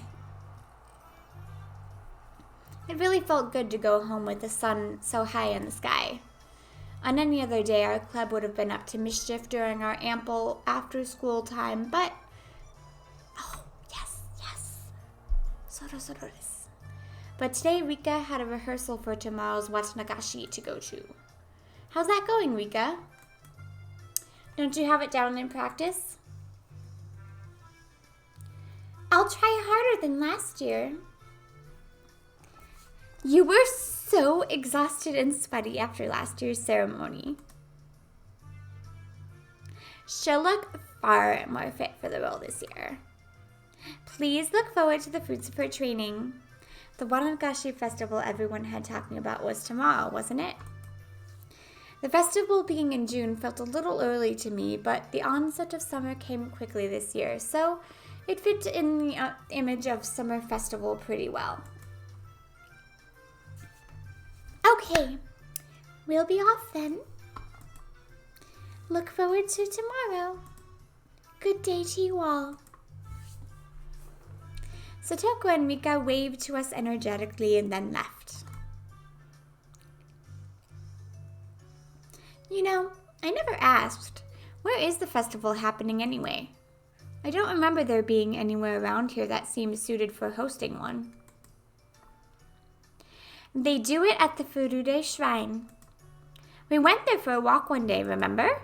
It was that place with the really good view. Oh, right, I remember. There was a shrine all the way up on that hill, wasn't there? It seemed far too grand for Hinamizawa. There's a great meeting hall in the shrine, too. The older people get together there and sing karaoke or practice calligraphy from time to time. It's more like a recreational facility than a simple shrine. I see. I guess it makes sense that it looks so grand then. Me? Is your family going to help set up today? Yep, we have male hands for that. Most of our relatives come from town to help. Male hands, huh? Well, I mean, I have nothing to do at home today, so... Would it be a problem if I squirm my way in there to help out too? Huh? You want to help, Kay? Not if it'll bother you all. I was just kind of interested. We had bond dances and other festivals in the town I used to live in, but I didn't even know where they took place, much less wanted to help. You could say I had absolutely no connection to the region. Having come to Hinamizawa, though, it really made me feel like this was a place I could return to.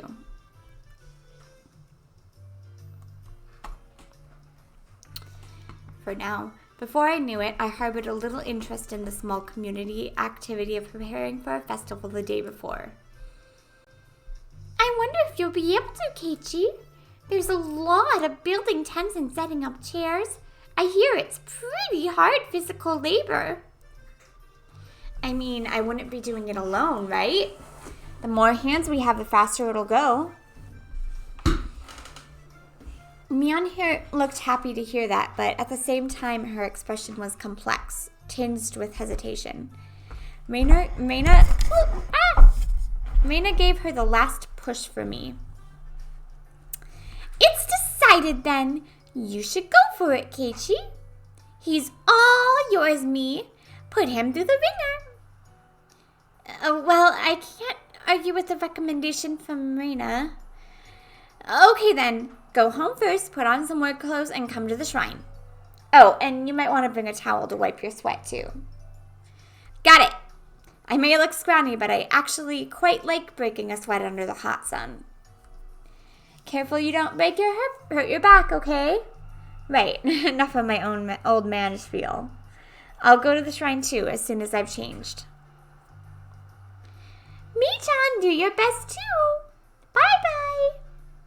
Mion waved vigorously to us and left. As far as I could tell from her gallant, retreating figure, she seemed to have recovered from the weak state she had yesterday. Girls are quick to get over things. Mi-chan is already fine. Right. Her switching back to normal so cleanly really makes it easy for me to talk to her. It was kind of funny though, wasn't it? Kind of like Cinderella. Like, you can't meet her anymore once the magic wears off. Reina began to giggle a fair bit in amusement. Did she like this sort of thing? Incidentally, me going alone with it gave me a weird, hard-to-describe feeling. Did I turn myself into a plaything, or did they do it for me? If you think it's funny, then you should try pretending to be a different Reina, too. Yeah, that sounds like fun. Keiichi, what kind of Reina would you want to meet? One with a bust size of at least 90. Huge knockers that you're okay with me touching. I can't do that.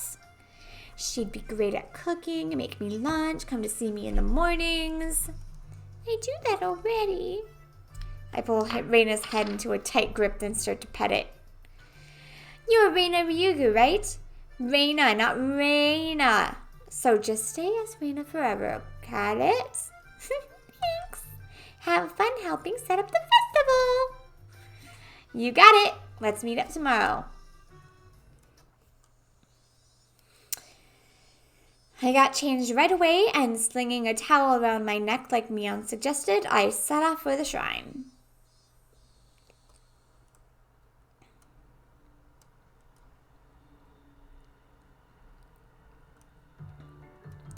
At the shrine, there were more people than you'd imagine even live in Hinamizawa there. All cordoning off areas and setting up tent frameworks, chatting amongst themselves as they did so. All right, where's Mion? The liveliness of the throng didn't make it easy to look for her. I searched around as if I already worked there, and suddenly the principal called out to me. If it isn't my Barakun. Interesting. Have you come to help with the Watanagashi setup? Hello. Yes, I was just wondering if there was anything I could do to help. How commendable your attitude is. Feel free to sweat to your heart's content. Gah ha ha!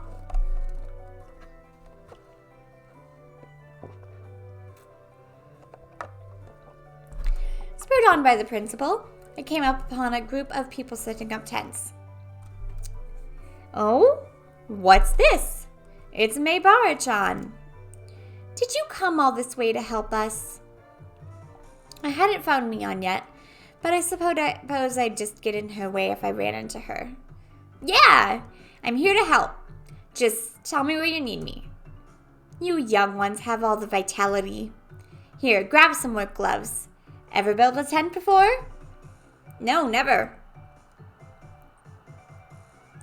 Delighting in teaching a new skill to someone younger, plenty of people happily taught me all sorts of things. Okay, kid. Go inside that tent and tap just the cords for the top. After that, we'll stand it up and tie the rest of them. Butterfly knot's okay, right? There and there. All done? We're standing up. 1, 2, 3. What was once nothing more than a collapsed tent was raised on 4 splendid legs before my eyes in mere moments. Whoa. Seeing it put together like this is actually pretty moving. Come on, no time to stare and wonder. We've got a whole lot more to do. We packed the tents into the truck, so go get them from there. They're heavy, so take someone with you. Nah, I'm good. I may look scrawny, but I'm actually pretty strong. Oh! They look light enough, so I thought they were, but they're heavy. That's why I told you to have someone help. Come on, said the man, lifting it up with a grunt and taking it under his arm. Either I'm weak, or these old guys all have superhuman strength. Let's go! You're the youngest one here, so we're gonna make you sweat for it. Do your best. Beer after work is the best. I'm a minor. I was gonna say that before he did. Sweat dripped from my body. I had been fully and completely absorbed in helping them. I would never have thought the cold barley tea from the Women's Society could taste this delicious. You're so young. Make sure you drink a lot. Thank you. It was then that I realized a crowd had formed near the shrine and ways off.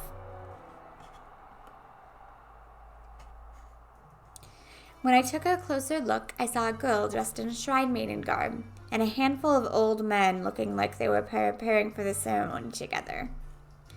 Is that Rika? Hey, Rika! Do your best! I shouted, and it seemed like she heard me. Rika, positively exploding with vitality, answered with a smile. The older guys with me watched Rika-chan as well with distant gazes. Rika-chama is doing a great job. She seems far more used to this than she did last year. The old lady who gave me the tea clasped what looked like prayer beads in her hand, and she said, Rika-sama, we thank you, we thank you. And just like that, began to respectfully pray to her. Huh? I just remembered that they called it the Furude Shrine. Wasn't Rika's full name Rika Furude? The man standing next to me answered my question. That's right. Rika-chama's Furude clan is ancient and honorable and has worshipped Oyashiro-sama for generations. Huh? I'd always gotten the feeling she wasn't quite your average person, but it turned out she was from an esteemed family. After her father, who was the shrine priest, died the year before last, she's been really doing her job to learn these rituals. I wish the priest could have been here to see how wonderfully she's grown up. What? Rika's father passed away? All right, break time's over. Let's get the chairs we're not using back to the gym in Okinomiya. Maki-san, pull the truck around here and take a few people with you. Alright.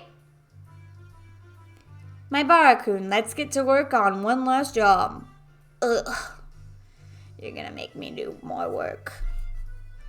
I can't tell if they know I'm a minor or not, but the older men all cheer me on, encouraging me to do my best, and that beer will be great.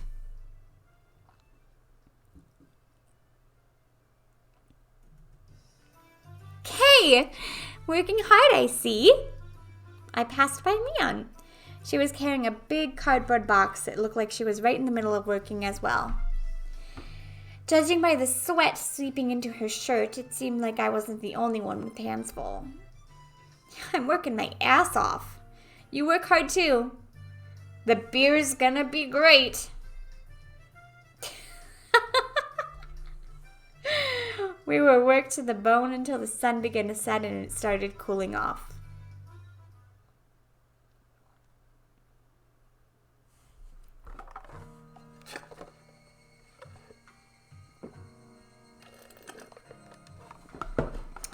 It was soon full-fledged night, and the clear sound of the higurashi eased the moderate pain I felt. The older guys began their night before drinking party, and a fire burnt off, causing quite a bit of ruckus. The shrine grounds, on the other hand, had turned into a lonely road tickled by the cool evening breeze, despite being so festive just a little while ago. The wind felt good. I leaned on one of those stone guardian dogs at the front of the shrine. I gave my legs a good stretch as I let my mind wander. And suddenly, a paper cup filled with barley tea was thrust before me. Hey, Kay. Great work. Here's some tea for you. You're so considerate. Thanks, me. Her voice sounded exactly the same, but it felt somehow different. Wait, you're... Hey, it's Xian. Don't go giving Mion all the credit. She isn't considerate at all. Don't get us confused, okay? Xian, you little... Now that I've caught you, you're not getting away. It was your mistake, Kay. I've never said I was anyone other than Xian. I guess I can't argue with that. That's right. You're no match for my older sister, so I can't let you be a match for me either. Anyway, your tea. It's going to get warm. Come on, please cheer up. I'm trying to make it up to you with this tea. Well, she did come all this way here to give it to me. I guess I'll accept it. I took the cup and downed it in one gulp, and then suddenly, I heard a loud shout and it got stuck in my throat.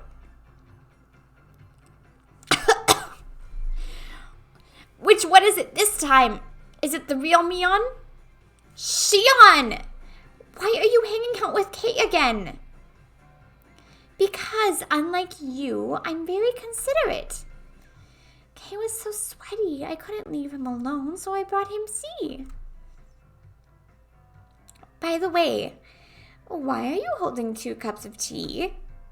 Mion's face went bright red as she tried to hide the paper cups behind her back. Well, this is... There's no way you, such a rough, timid, good sister of mine, would ever briskly bring a male classmate tea, is there? So what are they? What are those 2 cups of tea? These are, well, right. I was so thirsty I figured I'd drink 2. So like you. Come on, chug chug. As Xian cheered at her, Mion downed both the cups of tea one after the other. What a fabulous drink that was. I expected nothing less from you. Okay, you give her a hand too. Wait, suddenly this situation has gotten unbelievable. Mion doesn't usually get manipulated so easily like that. I've known for a while now, but Shion is terrifying. Mion, you can't hold your own against Shion? I hate her. And lately I hate her even more. Just then I heard the snap of a camera shutter. Hey, no. Good evening. The festival is coming up tomorrow. Thanks for all your hard work setting it up today. Good evening. Oh, Shion-chan, it's quite unusual for you to come here.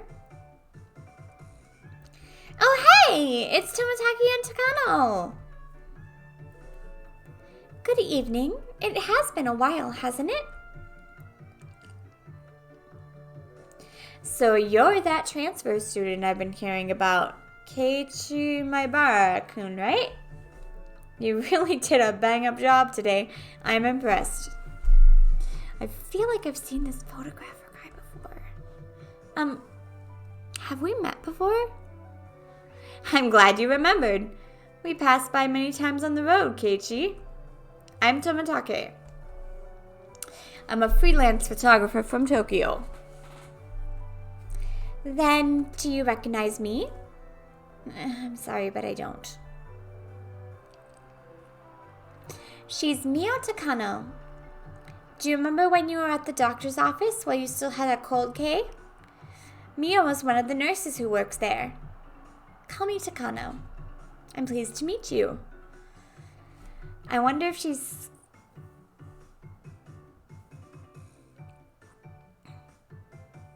Huh? I wonder if she's squeezed over them like that in the shrine storeroom. That's very thoughtful of you. Tomitake-san seemed to be quite entertained at the Sonozaki twins being in the same place, and he took picture after picture. I've heard about them, but this is the first time I've actually seen a pair of identical twins.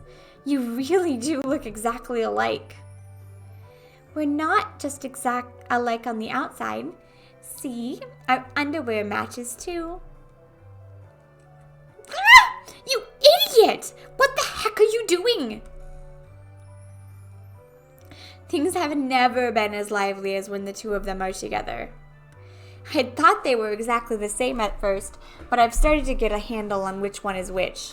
Mion is Mion, and Shion, well, she seems a far better actor than Mion was. In the first place, somebody that could spurn Mion so easily wouldn't have shown such weakness to the lard bucket that Angel Mort. If that was the case, then that cowardly behavior from that day was a complete act. They were even more alike when they were little. I hear even their parents had a hard time telling which was which. That's really easy to imagine. I totally understand what they must have gone through. Takano gave me a kind of odd look, but explaining would have been a pain, so I didn't bother. Tomitake, are you going straight back to Tokyo to get the pictures of the festival? Yep, though I would rather just stay here forever. Silly adult things, that's all. I hope your photos win a fabulous prize soon. I've been praying for it. Thanks. Next time I come, I'll bring the pictures I took of you all today. Maibara, you did a lot of work today. You must be tired from all the physical labor you're not used to. Well, I'm tired, but it was still pretty fun. Ah, youth. I'm so jealous. Takano smiled with an adult elegance that no one in my circle of friends possessed. The wind caught her hair. She gives off an intelligent beauty. Why, hello, everyone. It seemed like our merry crowd was standing out this time. An overweight older man addressed us. And again, it was someone I thought I knew. If I recall, he's a policeman, right? Oh, Oishi-san. Yami-san. Good evening. Doing a preliminary security inspection for tomorrow? No, something like that. Oh, if it isn't Tomitake. It's certainly been a while. I'm honored you remembered my name. You really do love Hinamizawa, don't you? The apartments around here are far cheaper than the ones in Tokyo. You should just move here and get it over with.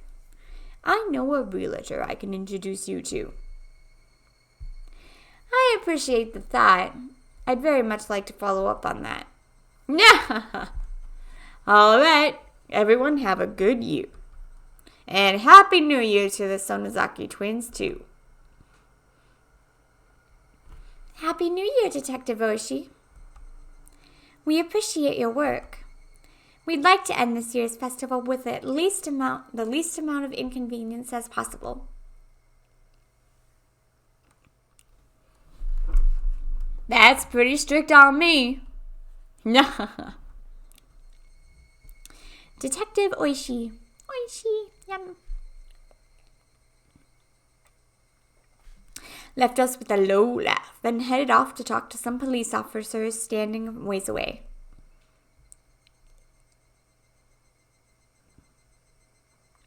I gave Mion a glance and saw her making an annoyed face as if she were glaring bullets at someone she hated.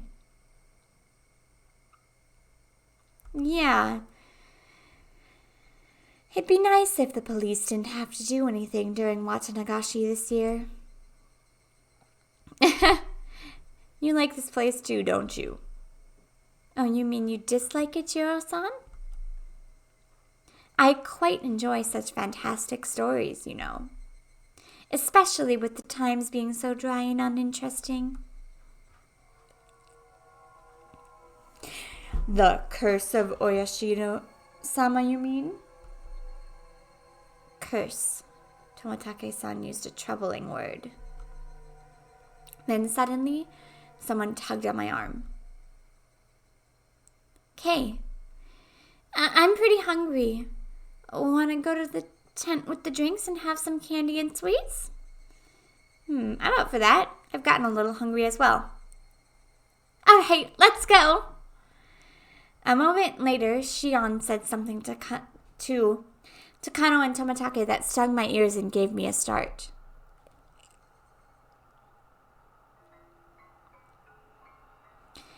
I wonder who will die and who will disappear this year. I pulled back from Mion's grip and stopped abruptly.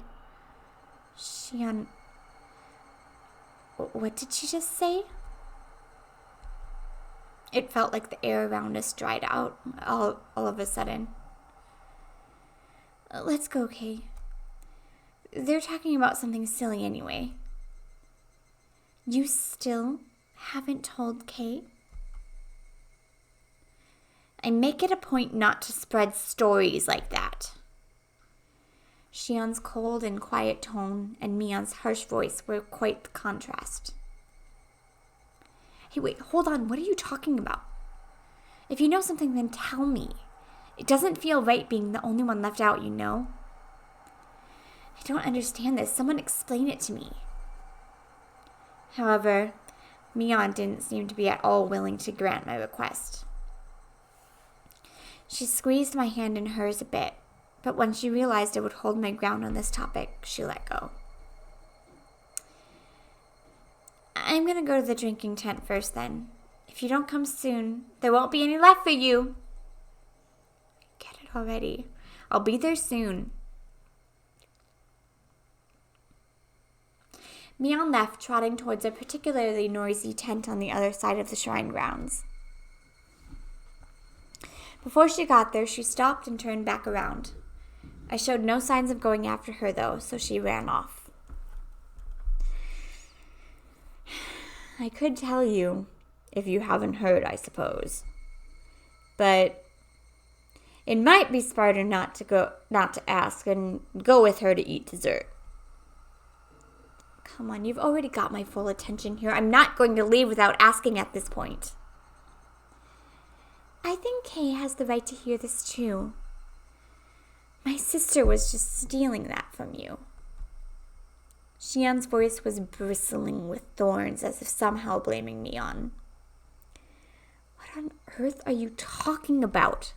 I don't really like people acting so self-important. Takano, realizing how prepared I was, looked across the group. After confirming there was no objections, she opened her mouth. Do you believe in curses, my bra? Curses? I think they're interesting, but I don't really. I felt their cynical stares and winced. It was like they were telling me it was a stranger not to believe in curses. You're not wrong, Kay. Curses are just superstition. It's only natural that you wouldn't believe in them. Besides, you can't take all the time you need to decide whether to believe in curses. Oh, wait. Besides, you can take all the time you need to decide whether to believe in curses after you've heard us through, said Takano, giving a little smile. They're trying to scare me. At least that's what it feels like. Alright. I'll start. Kate, do you know about the Hinamizawa Dam project? Yeah. The other day at Angel Mort, Mion, told me about it. You mean the plan for the giant dam that would flood all of Hinamizawa, right? That's right. Residents of the town banded together to fight it, and a fierce battle with the government unfolded. I've heard that too. The entire village united, using all the power at their disposal, mass media, political influence, and other things, and fought the country. The way Mion described it, it made it sound like a boast. Oh, you know quite a bit about it. Yes, you're right. It's practically an epic tale how just 1,000 or so villagers banded together and rejected the government's plans. Did you hear this from my sister? She likes those kind of epics, you know. Yeah, she told me. There was, however, an office for the Hinamizawa residents' opposition faction. It was this shrine. You know the assembly hall. That's where it used to be. Now that the whole thing is turned over, the senior citizens just use it for group activities. At the time, though, it was their last bastion. Takano explained this, pointing a finger towards the assembly hall. I had been carrying things in and out of there all day. I mean, I would understand if they put an office like that in a mayor's house or something. But having an office on a shrine grounds made it kind of feel like a base camp for Sengoku period warriors. That was basically the mindset, though. Placing the main force in the shrine dedicated to Oyashiro-sama, Hinamizawa's guardian deity, was like a prayer for victory. Oyashiro-sama. That was definitely it. They mentioned Oyashiro-sama's curse before. Is it the same, Oyashiro? Do you know about Oyashiro, Keiichi? It's the name of the god worshipped at this shrine. It is said that he protects all of Hinamizawa. Well, I don't really know much about him. I see. I think Takano knows more about the rest. Tag, you're it. Well, that is generally the whole story. Oyashiro-sama is the ancient god passed down in Hinamizawa, and the villagers say he has been protecting the sanctuary from the poisons of the outside world. So essentially, he's a basic standard guardian deity, okay. I guess you can find that sort of god anywhere you go. There's research into whether worshipping Oyashiro-sama is a manifestation of a kind of elitism too.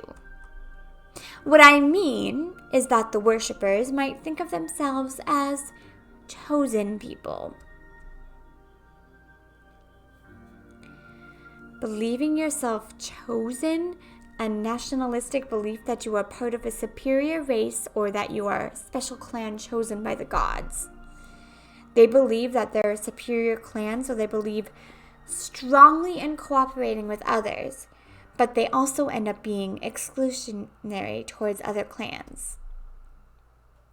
I won't go into too much detail, but it is the sort of national and religious ideas that lead to war.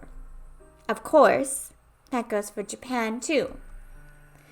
A long time ago, the people of Hinamizawa strongly believed themselves different from humans, that they were above them.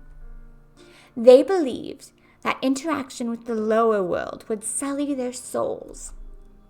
So everyone believed that if one from the lower world came to the village, they would be sullied and suffer the wrath of Oyashiro-sama. Apparently that kept everyone away. Villages that hate outsiders come up all the time in Kindachi novels. This was once a run-of-the-mill village of xenophobes. Well, they'll deny it to preserve their pride. It was a long time ago, after all. Things are different now. Jian followed up quickly, having sensed the thorns in Tomatake's words. Tomatake, embarrassed at what he said, scratched his head. So this shrine worships Oyashiro, thinks of Hinamizawa as holy ground, and it's a symbol of their traditional hatred of the outside world. That's a pretty bad symbol. I get it. So that's why they chose the shrine of Hinamizawa guardian spirit as the base of their operations, to resist the sullied dam construction project that came from the outside. Correct, smiled Takano, pleased. She must dislike stupid people. Superstition, every last bit of it. The villagers gave everything, desperate to oppose the dam construction. And right in the midst of it, the incident drove home the finishing blow. Oyashiro-sama's curse. The person managing the construction site of the Hinamizawa Dam was murdered. 4 years ago, I believe. It took the newspapers by storm. Do you remember it? No, not really. He had a fight with a subordinate and was beaten to death with a pickaxe. His limbs and head were torn off and remains disposed of.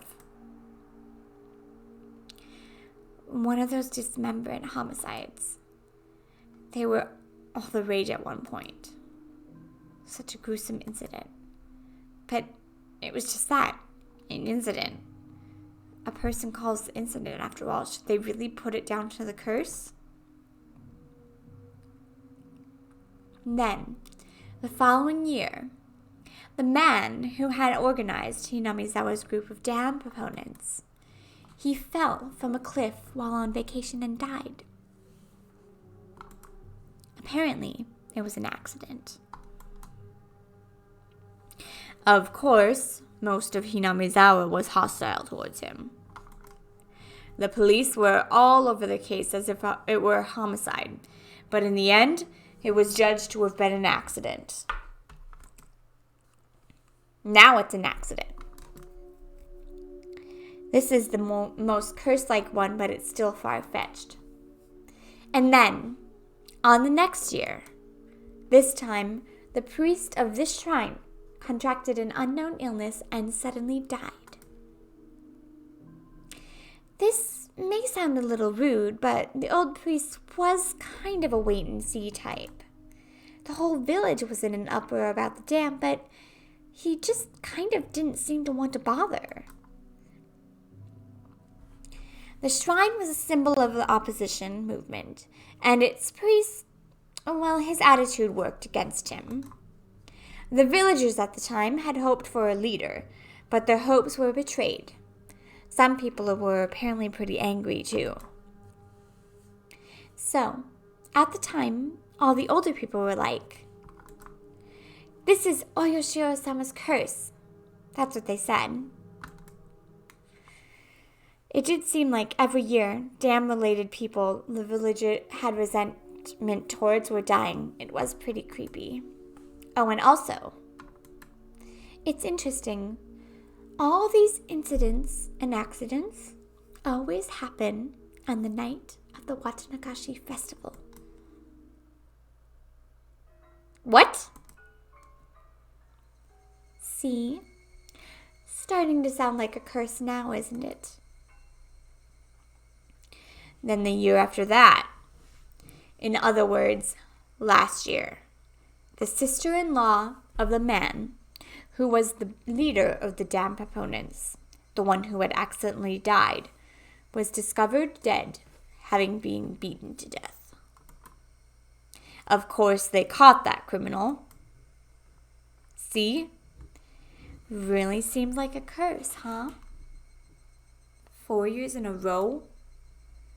Each one of the incidents and accidents were relatively commonplace, but every single one of them happening on the night of the festival worshipping Oyoshiro-sama, that's not normal. The old folks have been blindly accepting Oyoshiro-sama's curse because of the incidents these past few years. Even younger people too. At first they thought it was stupid, but now nobody makes fun of it. Yeah, I can see where she's coming from. Even me, if I didn't think there was a curse at all, thinking about all the incidents like this makes me feel like maybe it's real. For example, just look at the preparations for the festival you were doing today.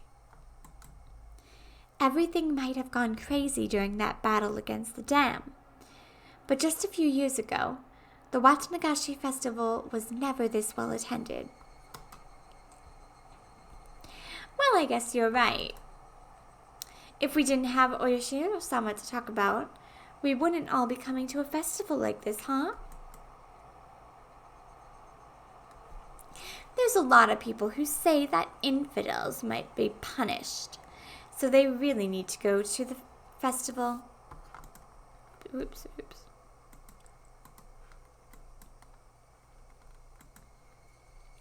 Shion nodded as if she were mocking herself.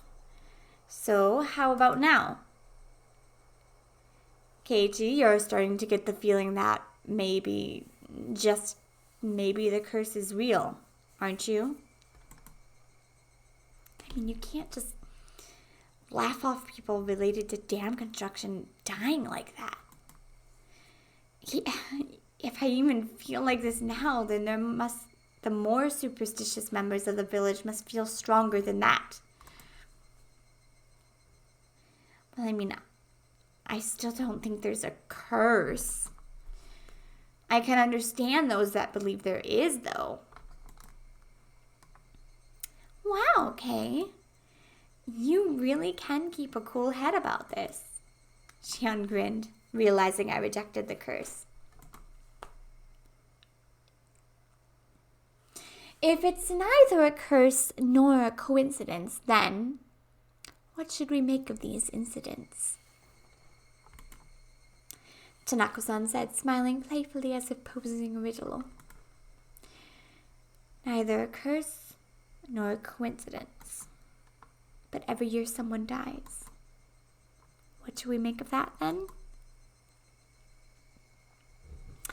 Tomitake-san, catching on to the fact that I had no idea what to make of it, opened his mouth and came to my aid.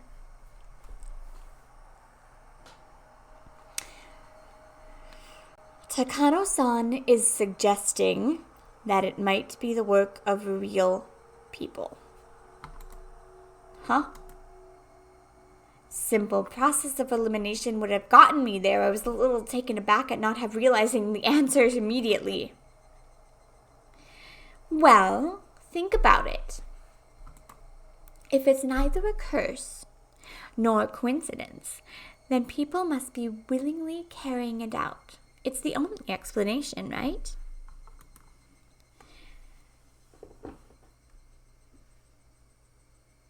I smiled bitterly in spite of myself. Here I was just a few minutes ago thinking the very concept of a curse was absolutely absurd. When she suggested it was someone's doing, I ended up thinking there wasn't any way it could be a person. But Takano-san was right. It was either a curse or it was a person's doing. If unrealistic things like curses didn't exist, then the next obvious step would be to start thinking it was people behind it. But if that was the case, I glanced at Shion. If a culprit is a person, then they'd have to be from Hinamizawa. That's what the police officer, Oishi-san, thinks right now, too. Wait, that can't be. I thought I now knew the reason Mion didn't want to talk about this. If Oyashiro's curse really existed, then that's fine. It would be divine judgment for the dam project business. However, if it didn't exist, which it obviously didn't, then the culprit would be someone from Hinamizawa. The villagers had worked desperately to oppose the dam construction project. I know they had used all sorts of methods to fight against it. If one of those methods was, maybe, people whisper that Oyashiro-sama's curse could be the doing of a secret group in the dam resistance movement. Shion dryly put words exactly to my thoughts. Of course, I didn't expect it. She was from Hinamizawa, so I didn't think she'd come out and say it herself. If you calm down and think about it, anyone would come to the same conclusion. There wouldn't be a motive for anyone but people who benefit from opposing the dam project, right? I guess that's true. Admitting to the existence of a darker side of the dam conflict would be rude to Mion, who spoke of it so highly. So I couldn't just accept Shion's seemingly logical viewpoint. One more thing. The police probably don't know this. There's proof that someone from Hinamizawa committed these crimes, and the people of Hinamizawa know it. What?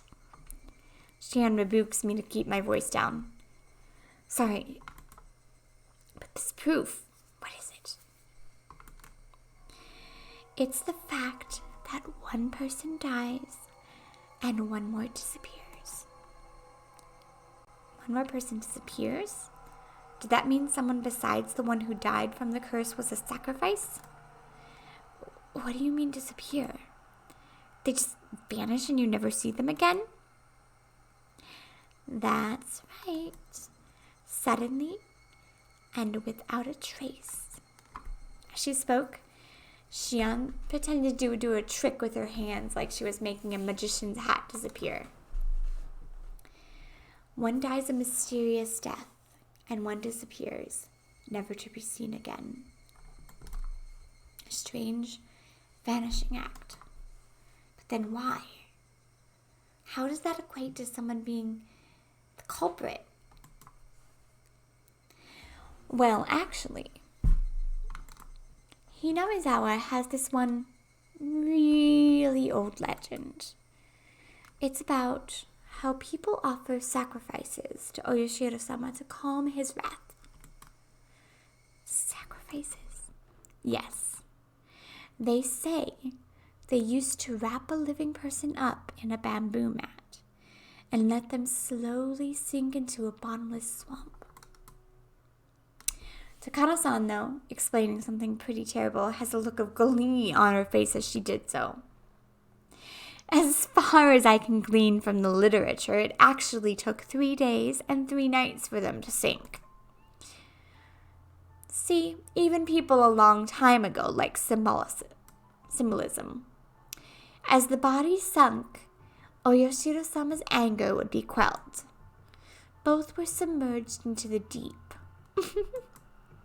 Takano-san was the only one laughing at this. Was she telling a joke or something?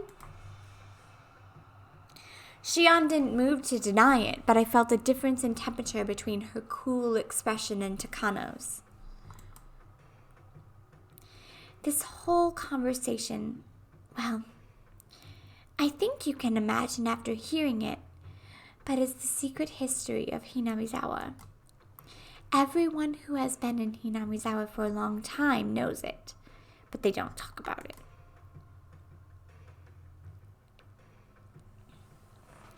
Takano's not from here, but she knows quite a lot.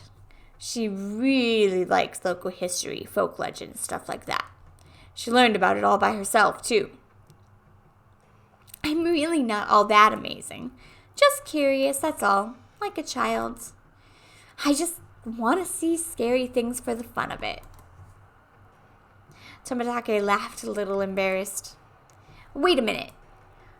What does that mean? The other person who disappears during the... You're saying they're offered as a sacrifice? Yep. Shion answers in one word before anyone else can speak. Someone dies, then someone disappears.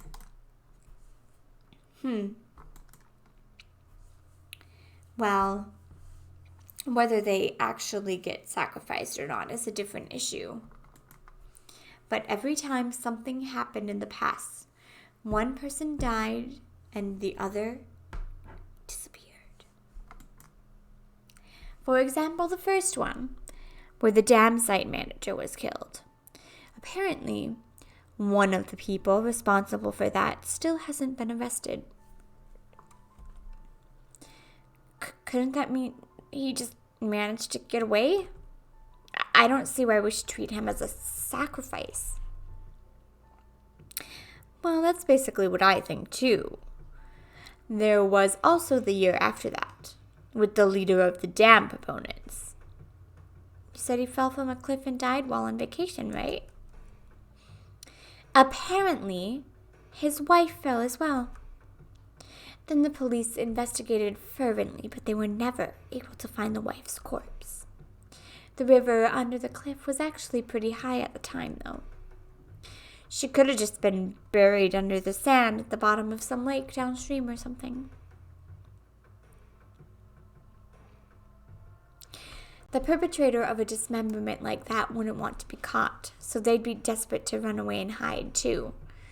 I'd heard about cases where the corpse would surface after the person drowned in a swallowed river like that. She vanished because of an unfortunate accident, but I still don't see a connection to sacrifices. If you took each of the past incidents in turn, none of the disappearance invoked that terrifying of an image. The year after that, with the priest suddenly falling ill and dying, is much clearer.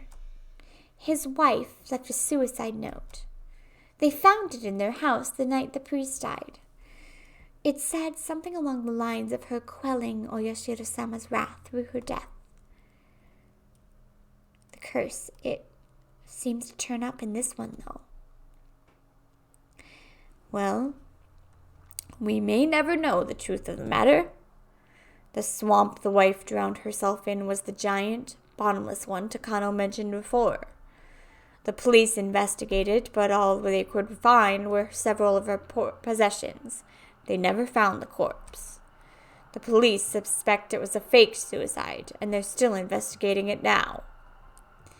Someone dies every year, and in the same way, someone else goes missing? Is she trying to tell me that everyone who vanished was kidnapped by some extremely efficient means and dumped into the bottomless swamp, still alive and drowned to death? But a curse? That's unbelievable in its own right. And the next year, what was it? The dam proponent's sister-in-law? She was killed. And the same way, someone disappeared. It was a boy around my age named Satoshi Hojo. He's the nephew by marriage of the woman killed.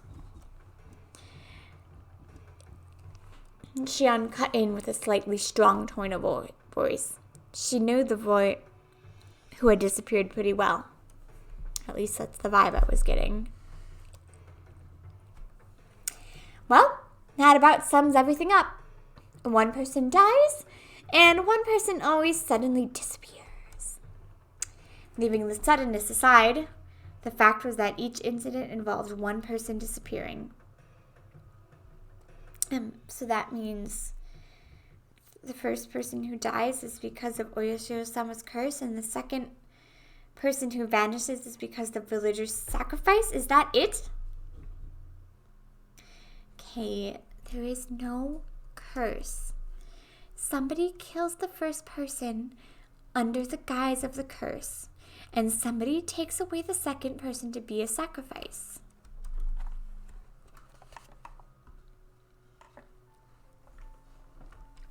But Shion, that means the criminal is in the village. That's what I've been guessing from the start. It's pretty shocking though, you know? We live in the Showa period. It's kind of hard to believe people are committing murder like it's nothing, using some ancient justifications, huh?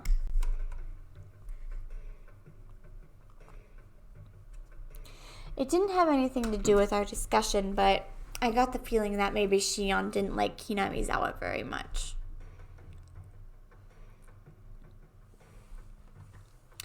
Mion enjoyed talking about Hinamizawa and its epic tales. So she had avoided talking about Oyashiro-sama's curse, which didn't paint Hinamizawa in a good light, no matter how you looked at it. She was trying not to give me a bad impression of the village, so she didn't say anything. Shion, on the other hand, was somehow different. She wasn't rejecting the concept of a curse to purge Hinamizawa of this bad impression, but rather because she strongly believed that a member of this village was the criminal behind this. Her conviction seemed a bit removed from the tight sense of community held by the people of Hinamizawa. Once upon a time, they looked so alike you could mistake one for the other. But talking to her now, I was getting a powerful feeling that Shion had a completely different personality than Mion. Than everyone else. They all think someone from Hinamizawa did it, right? Neither Shion nor Takano answered that. The deafening silence told me all that needed to be said. Then let me ask another question. If someone from Hinamizawa is the culprit, then who is it? Neither Shion nor Takano had a reply to that question either. Though it may have been rude to ask, I had hoped they wouldn't have one. The reason I asked was to argue that their explanation the culprit was from Hinamizawa was nothing more than one possibility. Shion caught on to my plan. She gave me a pained smile and a petty spite and opened her mouth to speak. All I said really just amounts to circumstantial evidence anyway. If any of us knew who it really was, we'd have gotten them to the police already. As would anybody. Then what about Takano? She too smiled dryly as Shion had opened her mouth. Well, I'd like to clear one thing up. I'm not a detective or anything, alright? In all honesty, I'm not really interested in who the culprit is. Ha! You sure are a handful. Tomitaka gives a bitter laugh at the surprising opinion on the matter. You see, I just like cruel and atrocious ancient traditions and fairy tales. I only enjoy them from a curious onlooker's perspective. So even for this string of events, it's not so much about finding who the culprit is. That's so weird and creepy. But enjoying thinking about how the old traditions displayed by the incidents themselves seem to have some pretty deep roots around here. Though she described herself as nothing more than a curious onlooker, her smile was as sharp as the tip of a blade. Women like her felt very strange and a little scary to me. Maybe it's just that I was in a fearful awe of the person whose emotions I couldn't comprehend. Well, I don't think any of this is interesting at all. The Watanagashi festival is coming up tomorrow, but I don't want anyone to die or disappear. Tomorrow, huh? That's right. It had completely slipped my mind. The string of murder incidents people attributed to Oishiro Skama's curse, it wasn't over. If the last serious incident wasn't the end, then tomorrow. Would someone die? Would someone disappear? I do wonder who will die tomorrow and who will disappear, though. Takano-san said, running a comb through her hair with elegant movements and a thin smile and a voice that nearly made me shudder. She almost looked like she was enjoying the thought of the incidents that could happen tomorrow. Little do you know you're the one that disappears. Then, out of the blue, we heard a loud round of applause. They seemed to be ending their drinking party early. I was making Neon wait this whole time, wasn't I? I should go back to her soon. You're teasing the kid too much, Takano. Now Keiichi thinks it's all true. I apologize. It's that bad habit of mine again, said Takano, sticking her tongue out bashfully. The strangeness in her expression was nowhere to be found. When Takano sees an innocent child like you, she can't help wanting to poke fun at them. It's a real bad habit. Keiichi, you listened to everything so earnestly she got carried away. Unlike Takano, Tomitake seemed like a normal person with common sense. They were apologizing after realizing what impression they give me. The stuff Takano said is just fiction. If it made you harbor any bad impressions about Hinamizawa, then we apologize. Jeez. Chio-san, you apologize too. Tell him you're sorry for scaring him. Takano and Tomitake were arguing and messing around now. The strained air around us had already dissipated. Kei, you should get going soon too. Mion is the jealous type. If she sees me, she'll probably start a fight, so I'll just be going home. Really? Then I'll go see what Mion's doing and apologize for making her wait, I guess. Sorry for being such a nuisance, Kei. Could you tell Mion we're sorry for borrowing you for so long? Yeah, I don't think that will make her feel better, but sure. Tomitake and Takano, standing next to each other, began to chuckle. Okay then, let's try and run into each other at tomorrow's festival. We'll see each other. I mean, it's us we're talking about, after all. We'll be making so much trouble it'll be hard for you not to find us. Shion and I said our goodbyes to Tomitake and Takano. Before we could leave, Takano called out to us. Thanks for listening so earnestly to what I had to say. You're just so good at listening. I had a great time talking to you. Good at listening? Not at all. I was just in a state of perpetual bewilderment from one after shocking topics being thrown at me one after another. Did you like my story today? Well, it was pretty interesting. Then I'll tell you some more sometime, okay? There's a lot of pretty interesting legends and fairy tales about Hinamizawa. Of course, a lot of strange and creepy ones too. I'll choose a bunch of my favorites and tell you about them. I was kind of happy, but kind of worried.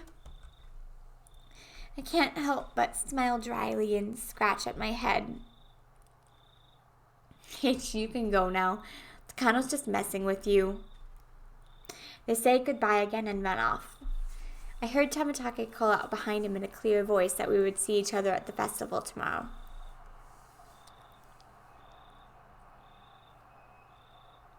When I went into the tent, Mion was waiting for me, and she was nowhere to be found. I made her wait so long, maybe she got mad and went home. After asking some adults passing by, I heard she went home, talking to some relatives. Maybe I shouldn't have done that, but my regret for having made Mion wait wasn't enough to triumph over the impression Takano and Shion's uncanny story left on me. Serial murder incidents had happened 4 years in a row. Would tomorrow's events make this the 5th? And the possibility that someone from Hinamizawa was carrying this all out under the guise of the curse? This queer tradition of ritual sacrifice, entirely unbecoming of the Showa period we lived in. I regretted it a little, though it was too late. If none of those creepy stories had anything to do with me, then I should have let Mion pull me away from that crowd. I felt a little ashamed about letting my cheap curiosity get the better of me.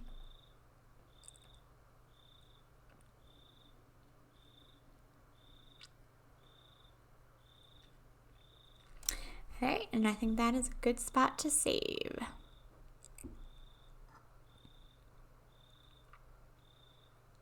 Oh.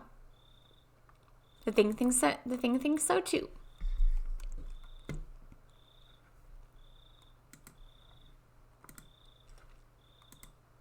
Now we're getting somewhere. Tomorrow, the actual story begins. It took 6 chapters to get here. Woo. Alright, I'm going to bed. Have a lovely evening, everybody. Or day.